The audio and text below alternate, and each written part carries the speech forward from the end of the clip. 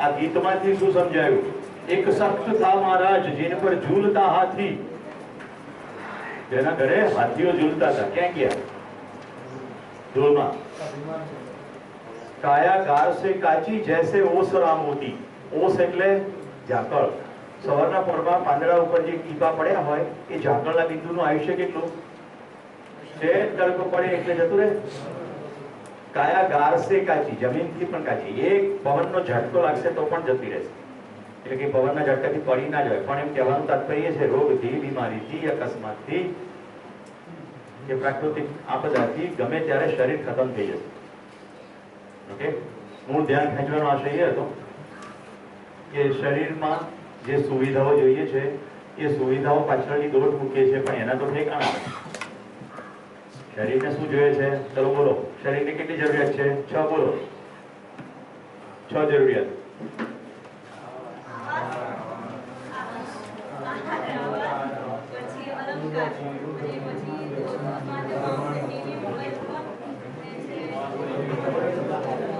Internet नहीं, mobile में phone आई गयो. चलो लोचा भेजा. बोलो अमिताबेन. आराम आराम. हजी चालू लागे છે રીસે. आराम आराम.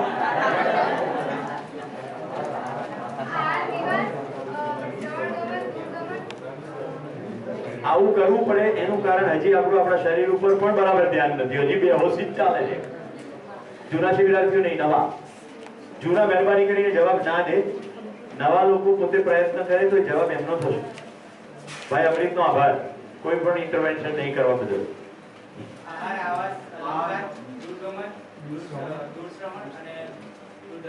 કશું રહી ગયું? બોલો કાકા, તમે ફરી બોલો, રિપીટ કરો.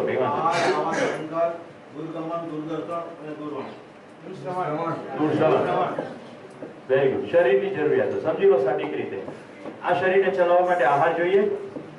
આહાર લઈ જાય પછી આજુબાજુ પ્રોટેક્શન ના હોય તો ખાધું હોય તો શરીર ટકે નહીં. એટલે આવાસ. અહીંથી ઘરની બહાર જઈએ એટલે એક નાનકડો આવાસ સાથે લઈને જવું પડે. ઠંડી ગરમીના રૂપ એટલે અલંકાર. ક્લિયર? પછી દૂર જવાની વાત કરી. દૂર જવા માટે વાહન જોઈશે. દૂરગમન. થોડીક દૂર ગયા પછી પૂછવું છે કોઈને કેટલે પહોંચ્યા, એટલે દૂર શ્રવણ. ત્યાં ઘરે જઈને ટેલિવિઝનની સામે બેસી ગયા. દૂરદર્શન. થઈ ગયું? 6 જરૂરિયાત શરીરની. આપણી જરૂરિયાત કેટલી? 4. બોલો કુશાલ, કઈ ગઈ? તો નો ફ્રી નોટ બોલીને નથી હોતી કે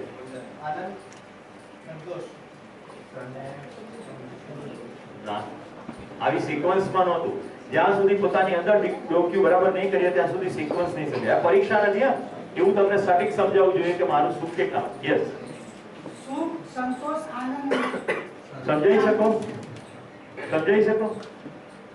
કોઈ સમજાઈ શકે કે મારી જરૂરિયાત કેટલી? અને તમારી જ વાત થાય છે, મારી નથી થતી. કારણ કે આપણે જોવાનો કાર્યક્રમ બંધ રાખ્યો છે. આપણે અંદર જોવાનો કાર્યક્રમ બંધ રાખ્યો. એક મિનિટ હોલ્ડ ઓન. બેન રાજવીને વિનંતી કરું, જોવાનું એક ગીત સંભળાઈ દે ત્યાં પેલા માઇકથી. આખો આખો કાર્યક્રમ જોવાનો જ કાર્યક્રમ છે. કોને જોવાનું રાજુ? આપણને. રાજવીની સામે નહીં જોવાનું. પછી એવો ભ્રમ હોય કે જોવાનો કાર્યક્રમ કીધો છે એને ઊભી બી કરી. એની પત્ની જ છે, જોવે તો કોઈ પ્રોબ્લેમ નથી. ચાલશે ને માઇક? ના ચાલે તાને છૂટું મારી. જો જરા જો, જો જરા જો, જોને પેલો દીવો બાળે. જો જરા જો, જો જરા જો, જો જરા જો, પારિકાની સેવા માટે એ તો બળે. જો જો જરા જો, જો જરા જો, જોને પેલું જાડે ઊભું. જો જરા જો, જો જરા જો, જો જરા જો, પારિકાની સેવા માટે તો ઊભું. જો જો જરા જો, જો જરા જો, જોને પેલી નદી વહે તે તો જો. જોને પેલી નદી વહે એ તો જરા જો. જો જરા જો, જો જરા દ્વારિકાની સેવા માટે તો વહેજો, જો જરા જો, જો જરા જો, જોને પેલો દીવો બળે તો બળે જો.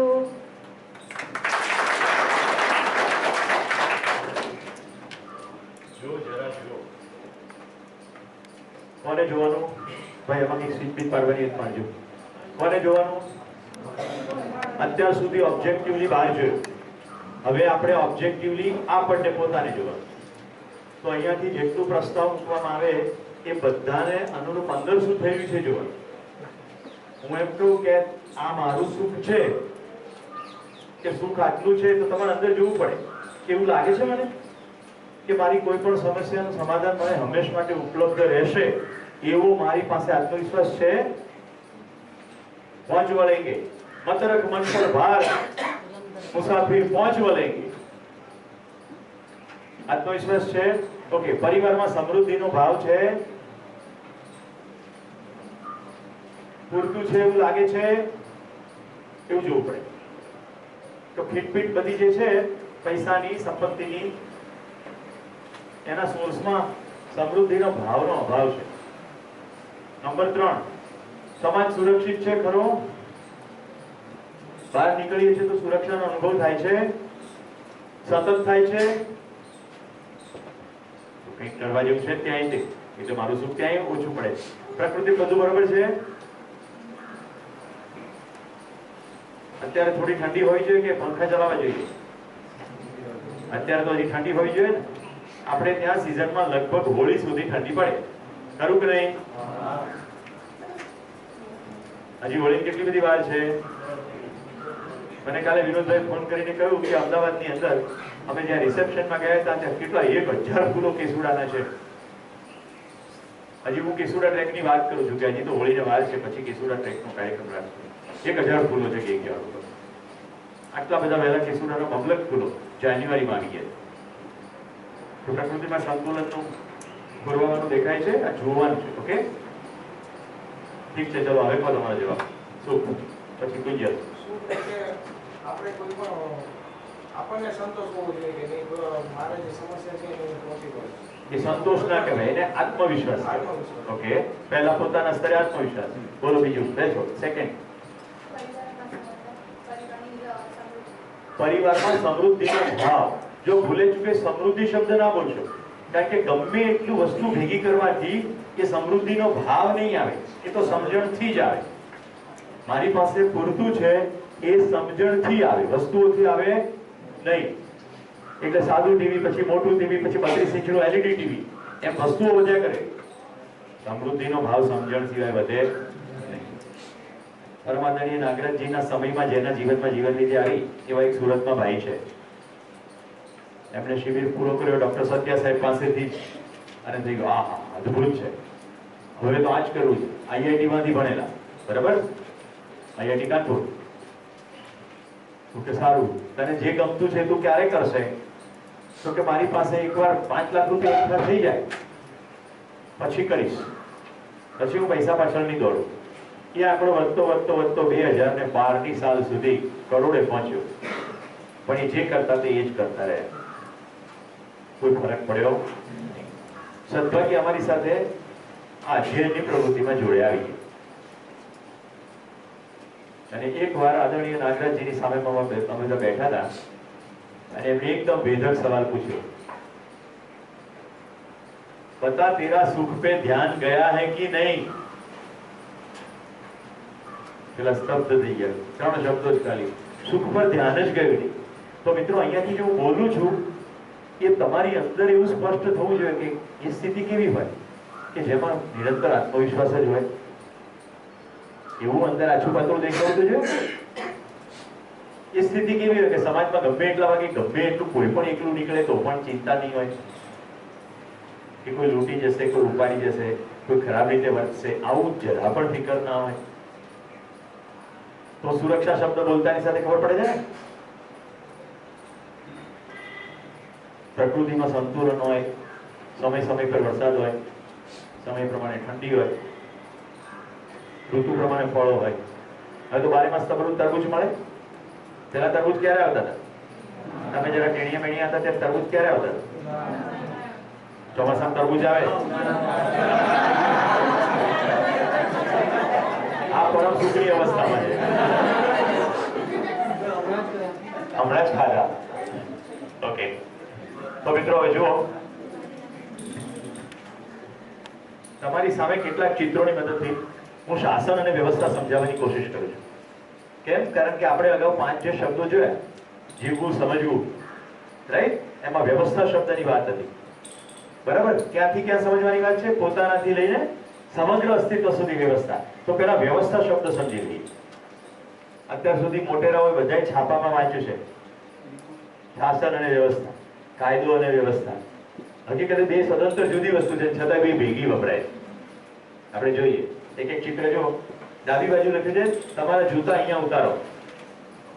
જમણી બાજુ કોઈ પાટિયું નથી, છતાં પણ બધા જ જૂતા વ્યવસ્થિત ઉતારવામાં આવે. ખ્યાલ આવે છે? કોઈક આપણને હુકમ કરે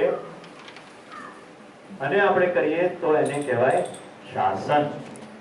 અને આપણને એમ લાગે કે આપણે શિબિરના સ્થળે આવ્યા છીએ, આપણે જૂતા અહીંયા જે રેક મૂકવામાં આવ્યા છે એમાં જ મૂકવા જોઈએ.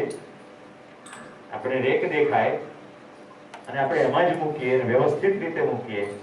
એ અંદરથી આવે, સમજણમાંથી આવે. શાસન બહારથી આવે, વ્યવસ્થા અંદરથી આવે.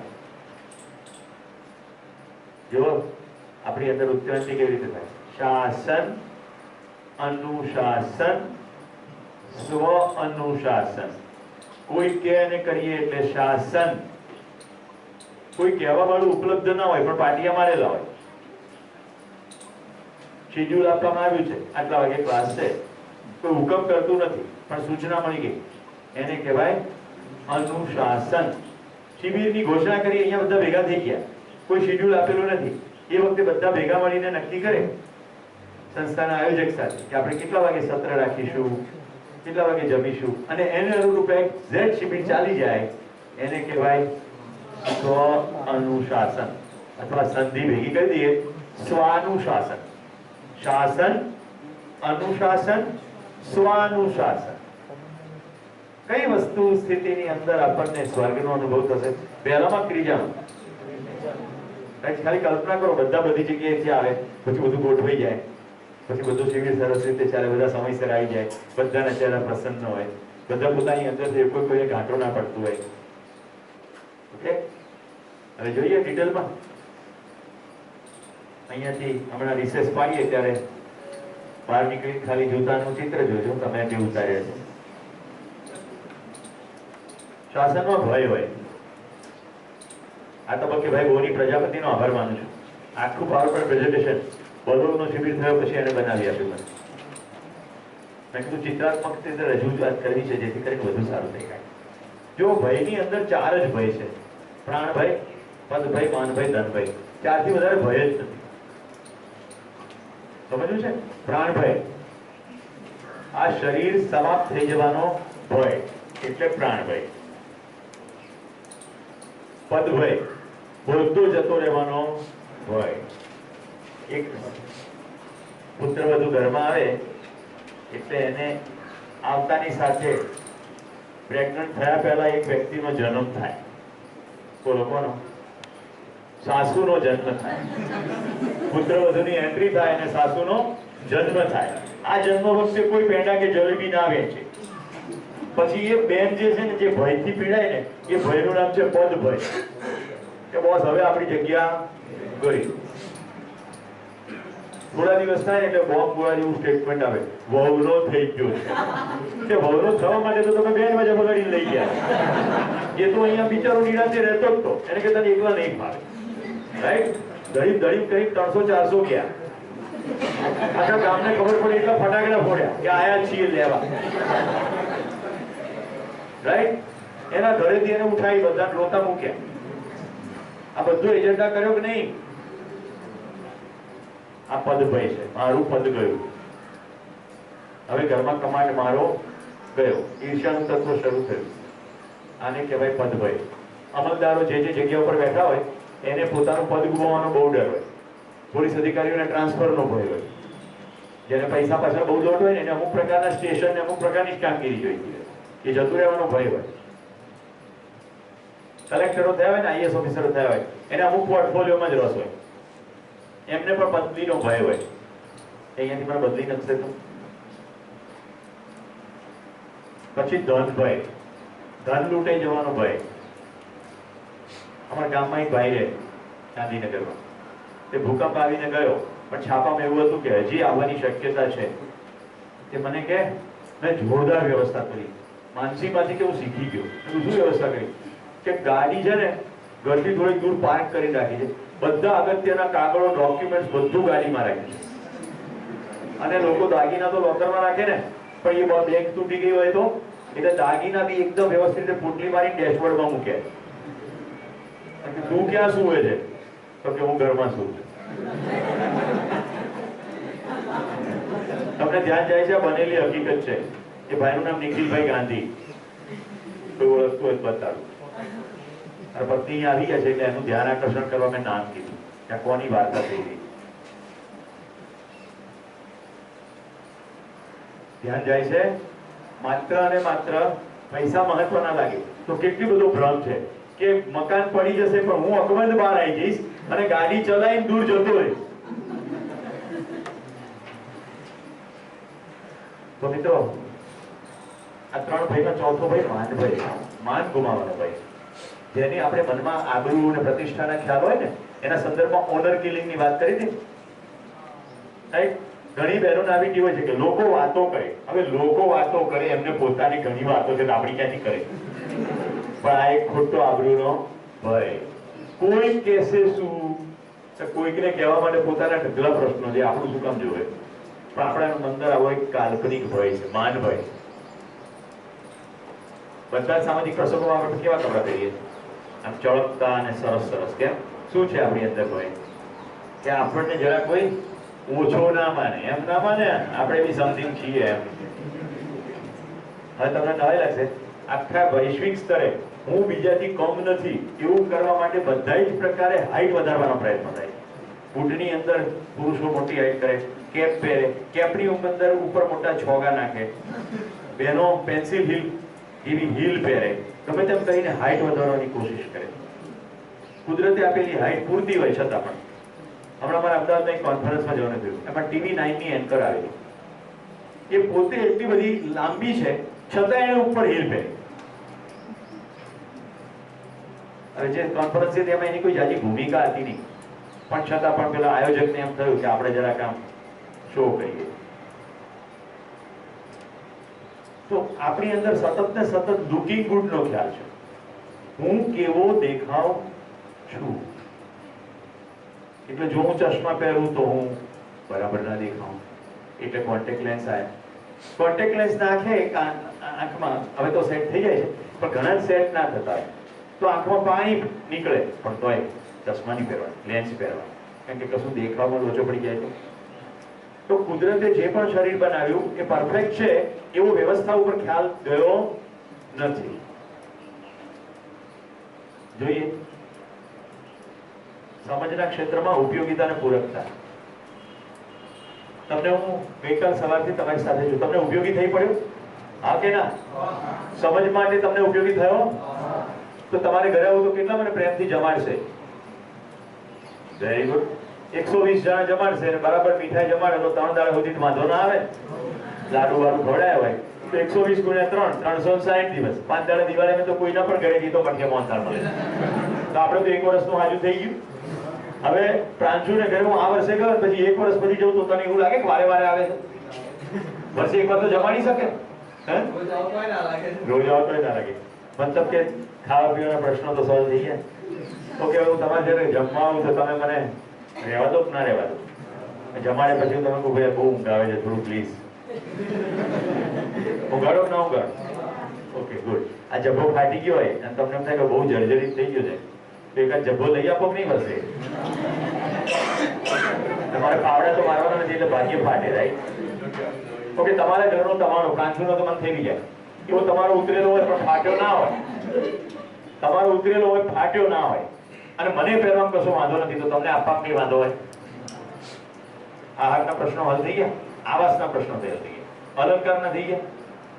ઓકે, હવે ધ્યાનવીને મમ્મીને મને જમાડ્યો છે, પછી હું એમ કહું કે તમે પ્રાંતિક ઘરે મને મૂકી જશો, તો ના મૂકી દો. કેટલા મને બીજા ઘરે મૂકી જાય? વાહ, બીજા હાથ ઉપર એટલા જ નથી કરતા કે એમની પાસે મૂકવાનું વાહન નથી. એમ થાય કે સાયકલ ઉપર થોડું જવાનું, તો આટલા મૂકવા માટે તૈયાર છે. કિંજલ હું ઉતર્યો હું પ્રાંશુને ઘરે, ઓકે, અને એમ કહું અદિતિ ઘરે મૂકી જાય. પ્રાંશુ પાસે વાહન નથી, તો આ જોડે હોય તો તું મૂકી જાય, મૂકી જાય. થઈ ગયું દૂરગમનનો કાર્યક્રમ પૂરો. બરાબર. હવે હમણાં તું ફોન વાપરતો હોય એમ કહું મારે 2-5 જણાને ફોન કરવા છે, આગળ જમવાનું સેટિંગ કરવા છે, અહીંયાથી ક્યાં જવાનું જોઈએ સેટિંગ કરવાનું છે, તો તું ફોન વાપરવા દે કે નહીં વાપરવા? હો, તો દૂર શ્રવણનો પ્રોબ્લેમ સોલ્વ થઈ ગયો, દૂરગમનનો થઈ ગયો. દૂરદર્શનમાં આપણને રસ નહીં, કારણ કે મહત્વાકાંક્ષામાં છે ને. તો સામાન્ય આકાંક્ષામાં તો 3 જ છે, મહત્વાકાંક્ષામાં પહેલી 3 વસ્તુ. હવે તમે મને કહેજો, કારની આરટીઓ બુકમાં નામ જોઈએ કે એક જગ્યાએથી બીજી જગ્યાએ જવા માટે કાર જોઈએ? વાહન જોઈએ કે વાહનની માલિકી જોઈએ? વાહન જોઈએ કે વાહનની માલિકી જોઈએ? તો શેની બબાલ છે? બધી નામની બબાલ. આરટીઓમાં મારું નામ, રાઈટ, બેંકમાં મારું નામ, પછી આ જમીનમાં મારું નામ, મકાનમાં મારું નામ, આ દાગીનામાં મારું નામ. હવે જો મસ્ત વસ્તુ બતાડું છું. આ બધામાં નામના બબલ છે. સૂરજ પર કોનું નામ? ચાંદ પર કોનું નામ? હમણાં સવારે પેલા ટ્રી બાય ખાખેડો બોલતો હતો, કોનું નામ? આ ઝાડ ઉપર કોનું નામ? આ સરસ મજાની હવા વહે છે, કોનું નામ? નદી ઉપર કોનું નામ? આપણે નર્મદા બેન ગમતા હશે તે નામ પાડ્યું નર્મદા, અને ગંગાબેન રોટલી ખવડાવતા હશે એટલે નામ પાડ્યું ગંગા. પણ કોઈનું માલિકી થઈ? ભારતમાંથી વહેતી નદી વહેતી પાકિસ્તાનમાં જાય છે, અને ત્યાંના ખેતરોને પણ નવપલ્લવિત કરે છે, અને આપણે કેટલાય ભાઈઓ ત્યાં ખાય છે. નદી ઉપર કોઈનું નામ છે? હવે મને એ કહો કે સારી જિંદગી જીવવા માટે પહેલી બધી ગણાય નામ વાળું એ અનિવાર્ય છે કે આ બીજું બધું ગણાવ્યું અનિવાર્ય છે? તમારે શ્વાસમાં તાજી હવા લેવી હશે તો વનસ્પતિ જોઈશે ને, કે ટેલિવિઝનની સામે બેસવાથી તાજી હવા આવી જશે? હવે એમાં તો કોઈનું નામ નથી. આપણી આખી લડાઈ નામમાં છે. સર્વનેતૃત્વના ઘણા બાળકો એવું કહેતા પ્રોજેક્ટની અંદર ફોટો ના આવ્યો. ક્યાં મરીએ આપણે? નામમાં મરીએ. મારું નામ આવ્યું નહીં. છાપાની કેટલી છે આયુષ્ય? 2 કલાક. 24 કલાક નહીં, છાપું વાંચીએ 2 કલાક, પછી મસ્તીમાં પૂરું. એના માટે થઈને આપણે બધી ધમાલ કરી મૂકીએ, ફોટો આવે એનો. અને એ આખી પ્રક્રિયામાં આપણું ધ્યાન એ ના હોય કે આપણી સાથે પ્રોજેક્ટમાં કોણ કામ કરે છે, એની સાથે દોસ્તી કેવી છે, જેની સેવા માટે નીકળ્યા છીએ એના ચહેરા ઉપર આપણી સેવાથી કેટલો સુખનો ભાવ આવે છે, આવું આપણું ધ્યાન જાય નહીં. આપણું ધ્યાન ત્યાં છે, ફોટોગ્રાફર ક્યાં છે? ત્યાં હું કરીએ. તો મિત્રો, સમજમાં વ્યવસ્થામાં ઉપયોગિતા પૂરકતા. હવે જોઈએ શાસન. પોતે અવ્યવસ્થિત પણ અન્યને વ્યવસ્થિત કરવામાં પ્રવૃત્ત, પોતાના ઠેકાણા નહીં. એટલે પોતે દારૂ રોજ ઢીચીને હોઈ જાય, પણ દારૂબંધી વિભાગના પ્રમુખ. પહેલા 4 ચોપડી ભણ્યા હોય પણ શિક્ષણ મંત્રી. જોજો, સ્ટેથોસ્કોપ બોલતા ના આવડતું હોય એ આરોગ્ય વિભાગના ભણ્યા હોય, આરોગ્ય મંત્રી હોય. અત્યારે મને હોલેન્ડ યાદ આવે છે, જ્યાં હું ભણેલો. ત્યાં પાર્લામેન્ટની બહુ અદભુત વ્યવસ્થા છે. આપણે જ્યાં વિરોધ પક્ષ હોય ને ત્યાં વિરોધ પાર્લામેન્ટ હોય, એટલે આખી પાર્લામેન્ટની સામે સમાંતર વિરોધની પાર્લામેન્ટ હોય. શિક્ષણ મંત્રીએ મિનિમમ પીએચડી કરેલું હોવું જોઈએ, અને જે આરોગ્ય મંત્રી હોય મિનિમમ એમડી ડોક્ટર હોવા જોઈએ. આ કન્ડિશન છે, એટલે એની સિવાય તો ફોર્મ જ ના રહી શકાય. તો એજ્યુકેશન મિનિસ્ટર છે એ પણ પીએચડી છે, અને વિરોધ એજ્યુકેશન મિનિસ્ટર એની પાર્લામેન્ટમાં એ પણ પીએચડી છે. તો કોઈ પણ ધારો પસાર કરવાનો હોય તો પેલા શાસક પક્ષ જે છે એ એનો ધારો ડ્રાફ્ટ કરી નાખે અને વિરોધ પક્ષની પાર્લામેન્ટમાં મોકલે. એટલે વિરોધ પક્ષ વાળા એની ઉપર બધું ધમાલ કરે, જે કે કોમેન્ટ કરવાની એ કરે, પછી શાસક પક્ષમાં આવે અને જેટલી કોમેન્ટ કરી હોય એના જવાબ આપવા પડે, સુધારો સૂચવ્યા હોય તો સુધારા સૂચવવા, એટલે પ્રમાણ કરવું પડે. ત્યાર પછી એ ધારો શાસક પક્ષ એને પસાર કરે. એટલે શિક્ષણની નીતિ ઠીક બને, આરોગ્યની નીતિ ઠીક બને. ખ્યાલ આવે છે? વ્યવસ્થામાં સ્વયંમાં વ્યવસ્થિત અને સમગ્ર વ્યવસ્થામાં ભાગીદાર. પોતે વ્યવસ્થિત અને સમગ્ર વ્યવસ્થામાં ભાગીદાર. હવે અત્યારે હું તમને શરીરનું ઉદાહરણ આપું છું, જેનાથી બહુ સારું પડશે સમજવામાં. આખું શરીર એક અદ્ભુત વ્યવસ્થા છે. કિડની પોતે વ્યવસ્થિત અને સમગ્ર વ્યવસ્થામાં ભાગીદાર, લીવર પોતે વ્યવસ્થિત અને આખી શરીરની વ્યવસ્થામાં ભાગીદાર, ફેફસું પોતે વ્યવસ્થિત, હૃદય પોતે વ્યવસ્થિત અને સમગ્ર વ્યવસ્થામાં ભાગીદાર. આમ જો તો હૃદયનું કામ બિલકુલ જુદું ફેફસા કરતા, કાનનું કામ બિલકુલ જુદું નાક કરતા, પણ દરેક અંગ ઉપાંગ પોતાનામાં વ્યવસ્થા અને સમગ્ર વ્યવસ્થામાં ભાગીદારી. હવે તમે અમારા બેને કૃતિબેનને પૂછો ખબર પડશે કે આ પોતે જે વ્યવસ્થિત છે અને સમગ્ર વ્યવસ્થામાં ભાગીદારી કરે છે ત્યાં સુધી આ સિસ્ટમમાં કોઈ પ્રોબ્લેમ થાય નહીં. પોતે અવ્યવસ્થિત થાય તો અથવા સમગ્ર વ્યવસ્થાની અંદર ભાગીદારી ચલાવવાનું બંધ કરે. જેમ કે હૃદય બરાબર વ્યવસ્થિત કામ કરે પણ એક દિવસ ગુજો ભરાઈ ગયો અને એને કીધું હવે નહીં રમવું, કામ બંધ, એ બાકીની આખી સિસ્ટમ ખોરવાઈ જાય. ખ્યાલ આવે છે? હસો, મુસ્કુરાવ. પોતે વ્યવસ્થિત અને આ સમગ્ર વ્યવસ્થામાં ભાગીદારી માટે પોતે હસવું અને બધાની પ્રસન્નતા બંધ રાખવી. નીચે રસોઈયા ભાઈ પોતે વ્યવસ્થિત અને આ ભોજન વ્યવસ્થામાં ભાગીદાર. આપણે પોતે વ્યવસ્થિત તો ભોજનનો વેડફાટ કરીશું નહીં, તો સમગ્ર વ્યવસ્થામાં ભાગીદાર. હવે કલ્પના કરો કે 100 જણાની જગ્યાએ રસોઈયા ભાઈ અવ્યવસ્થામાં જતા રહે, 200 નું બનાવી નાખે અને આપણે એમ થાય કે સમગ્ર વ્યવસ્થામાં ભાગીદાર. 3 રોટલી ખાતા હોય એટલે 6 દબાઈએ તો વ્યવસ્થા ખોરવાઈ જાય. શાસનમાં અન્ય કે દ્વારા અનુશાસિત બીજો માણસ જોઈએ, શાસનમાં વ્યવસ્થામાં બીજો માણસ ના જોઈએ. સ્વ દ્વારા પોતાની જ જાત. જોઈ લો, શાસનનું ચિત્ર સુંદર બનાવી છે. અનિયંત્રિત, મોટો બોસ, પછી નાનો બોસ, પછી નાનો બોસ, પછી આનાથી નાનો બોસ.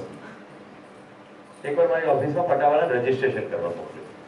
જો પટાવાળો બી પોતાની અંદર બોસ હોય. હવે 4:30 નો સમય થઈ ગયો તો રજીસ્ટ્રેશન પૂરું થઈ ગયું. ધીરુભાઈ, પટાવાળો એટલે ક્લાસ 4 કહેવાય ને. પેલા પોસ્ટ ઓફિસમાં જઈને કે રજીસ્ટર કરવાનું. પોસ્ટ વાળો કે જો 5 વાગે 4:30 બંધ થઈ જાય તો કે what you, who you are નહીં, what you central government, my Gujarat government, you no officer, class 4 officer. તું કેવો ઓફિસર છે કઈ ખબર નહીં પડે. હું તો ક્લાસ 4 ઓફિસર છું કે ક્લાસ 4 પણ ઓફિસર. એકવાર વાંસદાના જંગલોમાં સર્વે કરવા જવાનું. તમારે સાથે દલો નામનો પટાવાળો. સિવિલ એન્જિનિયરિંગમાં સર્વેમાં કેવું હોય બધું સ્ટાફ ને થિયોડોલાઇટ ને બધા સાધનો વાપરવાના, તો પટાવાળો જોડે. હવે એની પત્ની ઓફિસમાં આવીને અમારી આગળ રોઈ ગઈ કે આને સમજાવો, છોકરાઓને મારે છે બહુ. અમે જંગલમાં સર્વે કરવા ગયા, સર્વે પર પતી ગયો, પટાવાળો મળે નહીં. પછી અમે ત્યાં આદિવાસી ઝૂંપડામાં બોલતો કે દલો ગયો ક્યાં? તો દલો છે ને ત્યાં આદિવાસી ઝૂંપડામાં સમજાવતો હતો, છોકરાને મારતો ના હો. મને એ વખતે બત્તી થઈ. આ એની ઘરવાળી અહીંયા એમ કહે છે કે તમે આને સમજાવવાનું, પેલો ક્યાં ગયો?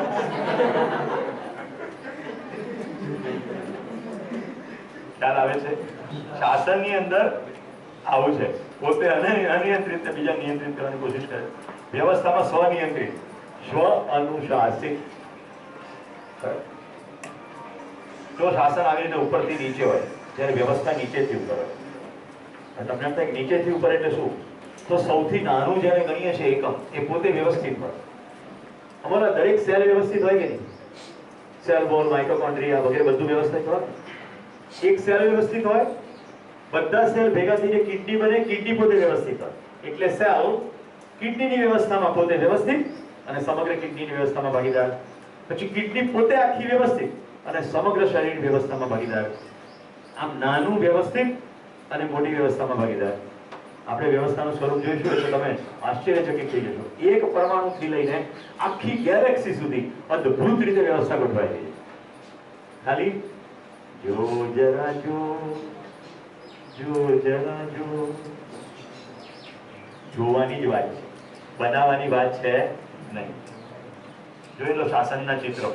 વ્યવસાય से पता चले, ખબર પડી જ જાય. જો હાથમાં ડંડા દેખાય છે, નીચે પથરા ફેંકાયેલા દેખાય છે ડાબી બાજુના ચિત્રમાં, અને જમણી બાજુનું ચિત્ર જો ગાંધી બાપુનું. વ્યવસાયથી ખબર પડે અને વ્યવસ્થામાં વ્યવહારથી ખબર પડે.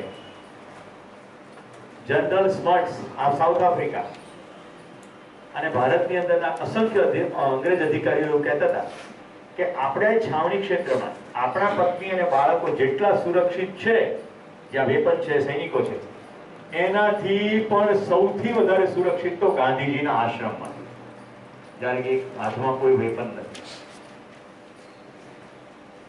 ત્યાં જાય છે, વ્યવહારથી ખબર પડે. શાસન સંકટકાળમાં જોઈએ. આજે સવારે મેં તમને ખુરશીઓને રીઓર્ગેનાઇઝ કરાવી. તમામ ક્રાઇસિસ સિચ્યુએશનની અંદર કોઈ વ્યવસ્થા પડી ભાંગવાની થઈ ગઈ હોય અને સ્વયંમાં વ્યવસ્થા થવાનો સમય ના હોય, એને ક્રાઇસિસ કહેવાય. ત્યાં શાસન કરવું અનિવાર્ય થઈ પડે. જ્યારે વ્યવસ્થા દરેક જગ્યાએ, દરેક સમયે, દરેક વખતે સર્વકાલિક, સર્વદેશીય, સાર્વભૌમિક. હાઇડ્રોજન પોતે વ્યવસ્થામાં છે, આફ્રિકામાં છે, અમેરિકામાં છે, ભારતમાં છે. એવું થાય ખરું હાઇડ્રોજનને? હવે આપણે વિમાનમાં ઉડી અમેરિકા એટલે હવે બેફામ રીતે વર્તવાનું, એવું હાઇડ્રોજનમાં થાય? તમે અહીંથી પક્ષી લઈને ગયા કોઈ બીજા દેશમાં, તો પક્ષી એનું વર્તન બદલી નાખે? શું લાગે તમને? સીતાફળ અહીંયાથી ઉંચકીને સેનેગલ ગયા તો સીતાફળનો સ્વાદ બદલી જશે સેનેગલમાં? કે નાના દેશ બદલી ગયો એટલે આપણે આચરણ બદલી કાઢો? આપણે તો તરત એવું થાય. અમેરિકામાં ડૂચો નાખવાની હિંમત ના કરી, એરપોર્ટ ઉપર આવી તરત ડૂચા નાખી. એટલે આપણે એરપોર્ટની બહાર કેટલો કચરો હોય. ઓળખો છો પેલા ડાબી બાજુ વાળા મહાનુભાવ કિમ જીંગ? જેને ના ગમાડે ને એને શિકારી કૂતરાને સામે નાખી દે, પેલા કૂતરાને ફાડી ખાય, જૂમાં નાખી દે. રાઈટ? શાસન કરકે સુખીઓને કા ભ્રમ. અને વ્યવસ્થામાં શેરિંગ ટોપ બે ઠેઠ અહીંયા આપણે વિસનગર વડનગર સુધી આવી ગયા. ભૂતાનના પ્રાઇમ મિનિસ્ટર. કેટલા લોકોને ખબર છે કે ભૂતાન દેશે દુનિયાની ગ્રોસ હેપીનેસ ઇન્ડેક્સની ભેટ આપી છે? ઘણાને એ વસ્તુ જ ખબર નથી. ઓકે, દુનિયાની અંદર કયો દેશ કેટલો વ્યવસ્થિત, સુખી, સમૃદ્ધ, સંપન્ન છે, આ બધા શબ્દોને સમજ્યા વગર એક શબ્દ નક્કી કરવામાં આવે છે, જીડીપી, ગ્રોસ ડોમેસ્ટિક પ્રોડક્ટ. જે દેશનો જીડીપી વધારે હોય એટલે કે એનું ઉત્પાદન વધારે હોય એ સુખી છે એવું માનવામાં આવે. ખાધે પીધે દુખી ને આપણે શું કહીએ? સુખી. એ ખૂબ ઉત્પાદન કરે છે એટલે ખૂબ સુખી છે. ભૂતાન દુનિયાનો પહેલો એવો દેશ છે જેની પાર્લામેન્ટે નક્કી કર્યું કે આપણી પ્રજા સુખી કેટલી છે. ખૂબ સારા ન્યૂઝ આપી. આપણી સુખની તલાશ છે. ભૂતાનની આખી પાર્લામેન્ટે જીવન વિદ્યાની શિબિર કરી લીધી છે. ભૂતાનના આખા રાજવી કુટુંબે જીવન વિદ્યાની શિબિર કરી છે અને ભૂતાનની તમામ યુનિવર્સિટી અને કોલેજમાં જીવન વિદ્યા અભ્યાસક્રમમાં છે. એમનું નથી થતું. સમજણ પડે એટલે ફેર પડે જ. તો ટોકબે શેરી વાઇબ્રન્ટ ગુજરાતમાં આવ્યા હતા અને એમણે બધા ઉદ્યોગપતિઓને સામે હાથ ફેલાવીને કહ્યું, તમને મારા દેશમાં ઉદ્યોગો સ્થાપવા માટે આમંત્રણ છે, પણ માફ કરજો, મારી પ્રજાના ચહેરામાંથી કોઈને પણ સ્મિત ઓછું થાય એવા ઉદ્યોગોમાં અમને રસ નથી. જમીન પ્રદૂષિત થાય, પાણી પ્રદૂષિત થાય કે અમારી હવા પ્રદૂષિત થાય એવા ઉદ્યોગો સ્થાપવામાં અમને રસ નથી. કેટલી હિંમત જોઈએ. વડાપ્રધાન આપણા નરેન્દ્રભાઈ મોદી ઝાંખા પડી ગયા. એટલું બધું પ્રેરણાત્મક પ્રવચન હતું અને એ જ્યારે બોલીને પૂરા થયા ત્યારે આખી સભા ઉભી થઈ ગઈ. એટલી સરળતા, સચ્ચાઈપૂર્વક એમણે બધાને કહ્યું કે અમને એવા કોઈ ઉદ્યોગો ખપતા નથી. દુનિયાનો એકમાત્ર દેશ જે સજીવ ખેતી કરે છે, ઓર્ગેનિક પ્રોડક્ટ, એગ્રીકલ્ચર ઓર્ગેનિક છે. અને આપણી દોડ ક્યાં છે? અહીંથી અમેરિકા જતું રહેવું છે. ક્યાં જવું છે? જય અંબે માતકી. અમેરિકા. મને એવું લાગતું હતું કદાચ અંબાજીનું ત્યાં મોટું મંદિર હશે એટલે લોકો ગયો ત્યારે ખબર પડી. હું ગયો ને ન્યુયોર્કમાં તો પહેલું જ અઠવાડિયું હું તો લાઇબ્રેરીમાં ગયો, ન્યુયોર્ક સ્ટેટ લાઇબ્રેરી, અને હું તો એક ગાંડો થઈ ગયો. હા, એટલા બધા પુસ્તકો, એટલા બધા વિષય ને મને વાંચવાનો અદભુત શોખ કે રાતના 9:30 વાગી ગયા. હું તો એમાં ખોવાઈ ગયો. અને એ દિવસો કે મોબાઈલ ના હતા નહીં એટલે મેં ઘરે ફોન કર્યો. મારી બેન તો પેનિક થઈ ગઈ. ત્યાં ઘરે કેમ નહીં આવે? કીધેલું 6 વાગે ઘરે આવી જવાનું. જેને વિકસિત દેશો કહીએ છે ત્યાં સમાજની આ સ્થિતિ છે. મારો દીકરો હમણાં જર્મની ગયો. યુરોપની અંદર રાત્રે એકલા ફરવું જોખમ, લોકો લૂંટી લે, પણ એને જીવન વિદ્યા કરેલી. એટલે મને કીધા વગર રાતના 1:30 વાગે સાયકલ લઈને નીકળ્યો ને પછી મને વિડીયો મોકલ્યો કે પપ્પા તમે ભલે હું કીધેલું પણ હું સુરક્ષિત જ છું. પણ બાય એન્ડ લાર્જ સમાજ સુરક્ષિત નથી. એને આપણે વિકસિત કહીએ છીએ. જર્મનીના સ્ટુટગાર્ટ શહેરમાંથી હું પસાર થતો તો જ્યાં જોયો ત્યાં કચરાના ઢગલા. મેં પૂછ્યું કે અહીંયા કેમ આટલો બધો કચરો છે? તો કે બધા કામદારો હડતાલ ઉપર ગયા છે. ત્યારે મને જર્મનીનું સાચું ચિત્ર જોવા મળ્યું. કચરાના ઢેર જોયા ત્યારે ખબર પડી બધું સાફ સુથરું દેખાતું, કચરો તો ખૂબ ભેગો થાય. તમને ભરવું ચિત્ર હજી જોવું છે? અમેરિકા પોતાનો કચરો મોટી મોટી ટગ બોટમાં ભરી ભરીને બાંગ્લાદેશ, પહેલા તો ઓડિશામાં પાસે ઠાલવતા હતા, આપણા પર્યાવરણવાદીઓ વિરોધ કર્યો એટલે ત્યાંથી બંધ થયું. બાંગ્લાદેશ અને શ્રીલંકાની ખુલ્લી જમીનોની અંદર અમેરિકા પોતાનો કચરો ઠાલવે છે. આને આપણે વિકસિત દેશ કહીએ છીએ. બીજાનું શોષણ થાય, બીજાને ભલે ગમે તે થાય. આ વ્યવસ્થા છે કે શાસન છે? ડોલરના જોરે શાસન છે. હું એરિઝોના ગયો હતો, એરિઝોના, અમેરિકાનો એરિઝોનામાં ફિનિક્સ છે, ત્યાં યુનિયન કાર્બાઇડની ફેક્ટરી છે. યુનિયન કાર્બાઇડની ભોપાલની ફેક્ટરીના સ્ટાન્ડર્ડ હલકા, એ જ યુનિયન કાર્બાઇડની અમેરિકાની ફેક્ટરીના સ્ટાન્ડર્ડ ઊંચા. કેમ? એ બધા માનવોને આપણે કીડામાં પડે. ભોપાલની અંદર યુનિયન કાર્બાઇડની ફેક્ટરીમાંથી મિથાઇલ આઇસોસાયનેટ નામનો ગેસનું બળતણ થયું. 25,000 લોકો ઓવરનાઇટ અંધ થઈ ગયા. આને આપણે વિકાસ કહીએ. એક બોલે, બીજો તાળી પાડે અને પાછળ બધા લાખોની સંખ્યામાં દોડવા માંડે. એટલે જીવન વિદ્યાનું પહેલું સત્ર માનવું અને જાણવું આટલું ઊંડાણમાં છે કે આપણે માની શું બેઠા છીએ? માનીને એવું બેઠા છીએ કે અમેરિકા જઈશું એટલે સુખી થઈ જઈશું. સમજણથી સુખી થઈશું કે અમેરિકા જવાથી સુખી થશું? હું અને મારા પત્ની પટેલ બ્રધર્સમાં ખરીદી કરાવી. એક માજી દુકાનની અંદર ભીંડાનો ભાવતાલ કરે. મને એ વખતે એવી બસ્તી થઈ ગઈ કે અમેરિકા આવ્યા પછી પણ ભીંડાનું જો બાર્ગેનિંગ કરવાનું ચાલુ રહેતું હોય તો આપણો દેશ ખૂબ ખોટો. તાજા તાજા ભીંડા તો કહીએ.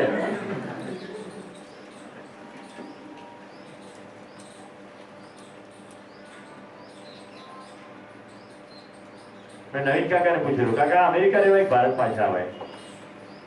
નવીન કાકા કે જિંદગી જ્યાં સરસ થતી હોય ત્યાં રહેવાય, ના અમેરિકા ના ભારત. ટેક ડિસિઝન યોરસેલ્ફ, જાતે ડિસિઝન લો. જિંદગી ક્યાં સારી થાય? तो भाई तोबे शेयरिंग છે. સુખી હો કે વ્યવસ્થા કરને કા કામ, પોતે ખુશ આખો દેશ ખુશ રાખવાનો પ્રયત્ન. એટલે ઓર્ગેનિક ખેતી થાય, પ્રજા GHI ગ્રોસ હેપીનેસ ઇન્ડેક્સ ઉપર કામ કરે. અત્યારે દુનિયાના ઘણા બધા દેશોમાં જીડીપી સાથે GHI ના આંકડા શરૂ થયા છે. ગ્રોસ હેપીનેસ ઇન્ડેક્સ, આખી પ્રજા કેટલી સુખી છે. શાસનમાં જો પદ, પાવર હાથમાં જોઈએ, રાઈટ, દંડો. વ્યવસ્થામાં શ્રેષ્ઠતા ઓળખો છો? પેલા ભાઈને ઓળખો છો? ડોક્ટર કૈલેશ સત્યાર્થી, જેમને નોબેલ પ્રાઇઝ મળ્યું છે બાળકો માટે કામ કરવા માટે. અને બાજુમાં યુસુફ જૈન મલાલા. ગાંધીજી પછી પહેલું કોઈ માણસે આત્મકથામાં લખ્યું છે આઈ એમ મલાલા. ગાંધીજી બોલે તો my life is my message. My life is my message. મારી જિંદગી જ મારો સંદેશ છે. મલાલા કહે છે આઈ એમ મલાલા, હું મલાલા છું. આટલી નાની વયે યુનાઇટેડ નેશન્સની અંદર આમંત્રણ, નોબેલ પીસ પ્રાઇઝ. જો માનવ માટે શું સંભવ છે? એને જઈને ટેલિવિઝન કે રેડિયોમાં બોલી કે હું તો ભણીશ જ. છોકરીઓને ભણવા દેવી જોઈએ. છોકરાઓને જેટલો ભણવાનો અધિકાર છે એટલો છોકરીઓને પણ છે. પેલા ગાંડિયાઓ એને બસને ટાર્ગેટ કરી, કે જે બસમાં બેઠી હતી પોઈન્ટ બ્લેન્ક ગોળી મારીને એને મારી નાખવાની ચેષ્ટા કરી. યુકે મદદ કરી અને બચાવી દીધી. અત્યારે એનો સ્પિરિટ જરાય ઓછો થયો નથી. ત્યાર પછી તો એને પુસ્તક લખ્યું, આખી દુનિયામાં પ્રવાસ કરી જાય. પેલા લોકો ટાર્ગેટ કર્યું છે મલાલાને ગમે ત્યાંથી મારો, પણ મલાલાને ન મારવા દે એ બધી જ વ્યવસ્થા દુનિયાની સરકારોએ સંપીને કરી. જે દેશમાં જાય એ દેશમાં મલાલાને પ્રાઇમ મિનિસ્ટર અને પ્રેસિડેન્ટને મળે એટલું પ્રોટેક્શન મલાલાને આપવામાં આવે. આ એક માનવ માટે સંભવ છે. એક માનવ સમજદાર થઈ જાય, નાનું યુનિટ, તો સમગ્ર માનવ જાતની વ્યવસ્થામાં ભાગીદારી કરી છે. શ્રેષ્ઠતાનું સન્માન. જો ઓળખો છો ડાબી બાજુ વાળા ભાઈને? શાસન કરીને શોષણ અને ગરીબી અને અમીરીનો ભેદભાવ, વ્યવસ્થાની અંદર પોષણ અને સમૃદ્ધિ, અપનાપન, આ સીધું પરિણામ છે. જ્યાં શાસન છે ત્યાં શોષણ છે. જોજો સિક્વન્સ સમજાવું છું, આંતરરાષ્ટ્રીય સમસ્યા બતાવું છું. શાસન છે એટલે શોષણ છે જ.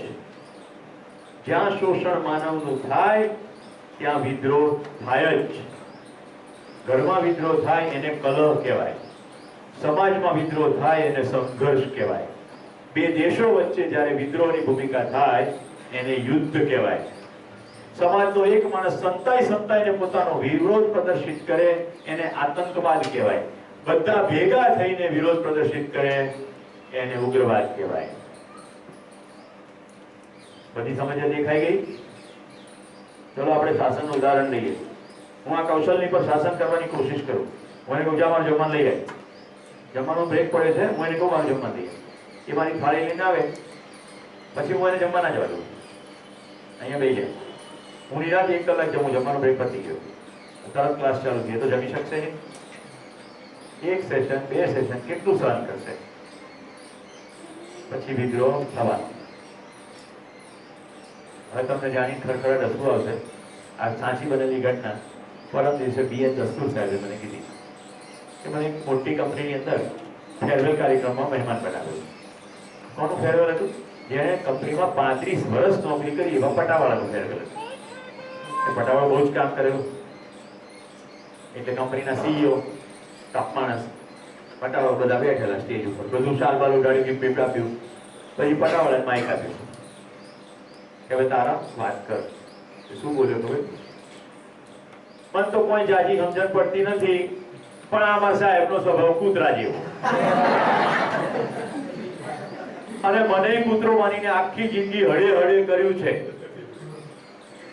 હવે મારે તો જવાનું છે એટલે કહી દઉં, મારે ગુસ્સો કેવી રીતે કાઢું? હું સાહેબને મહિનામાં 1 વાર ટોયલેટના પાણી ચા પીવડાવતો હતો.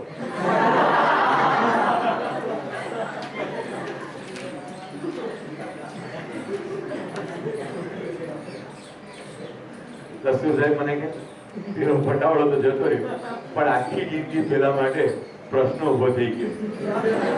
પેલું છોકરીઓ કરતી હોય છે ને, ગુલાબનું ફૂલ લે પછી આમ પાંદડીએ કઅહીંયા નાખીને કે અહીંયા કે love me or love me not, love me or love me not, right? આખી જિંદગી એને મને ટોયલેટ નથી કરી, પાણી ચા પીવડાવી જશે કે નહીં?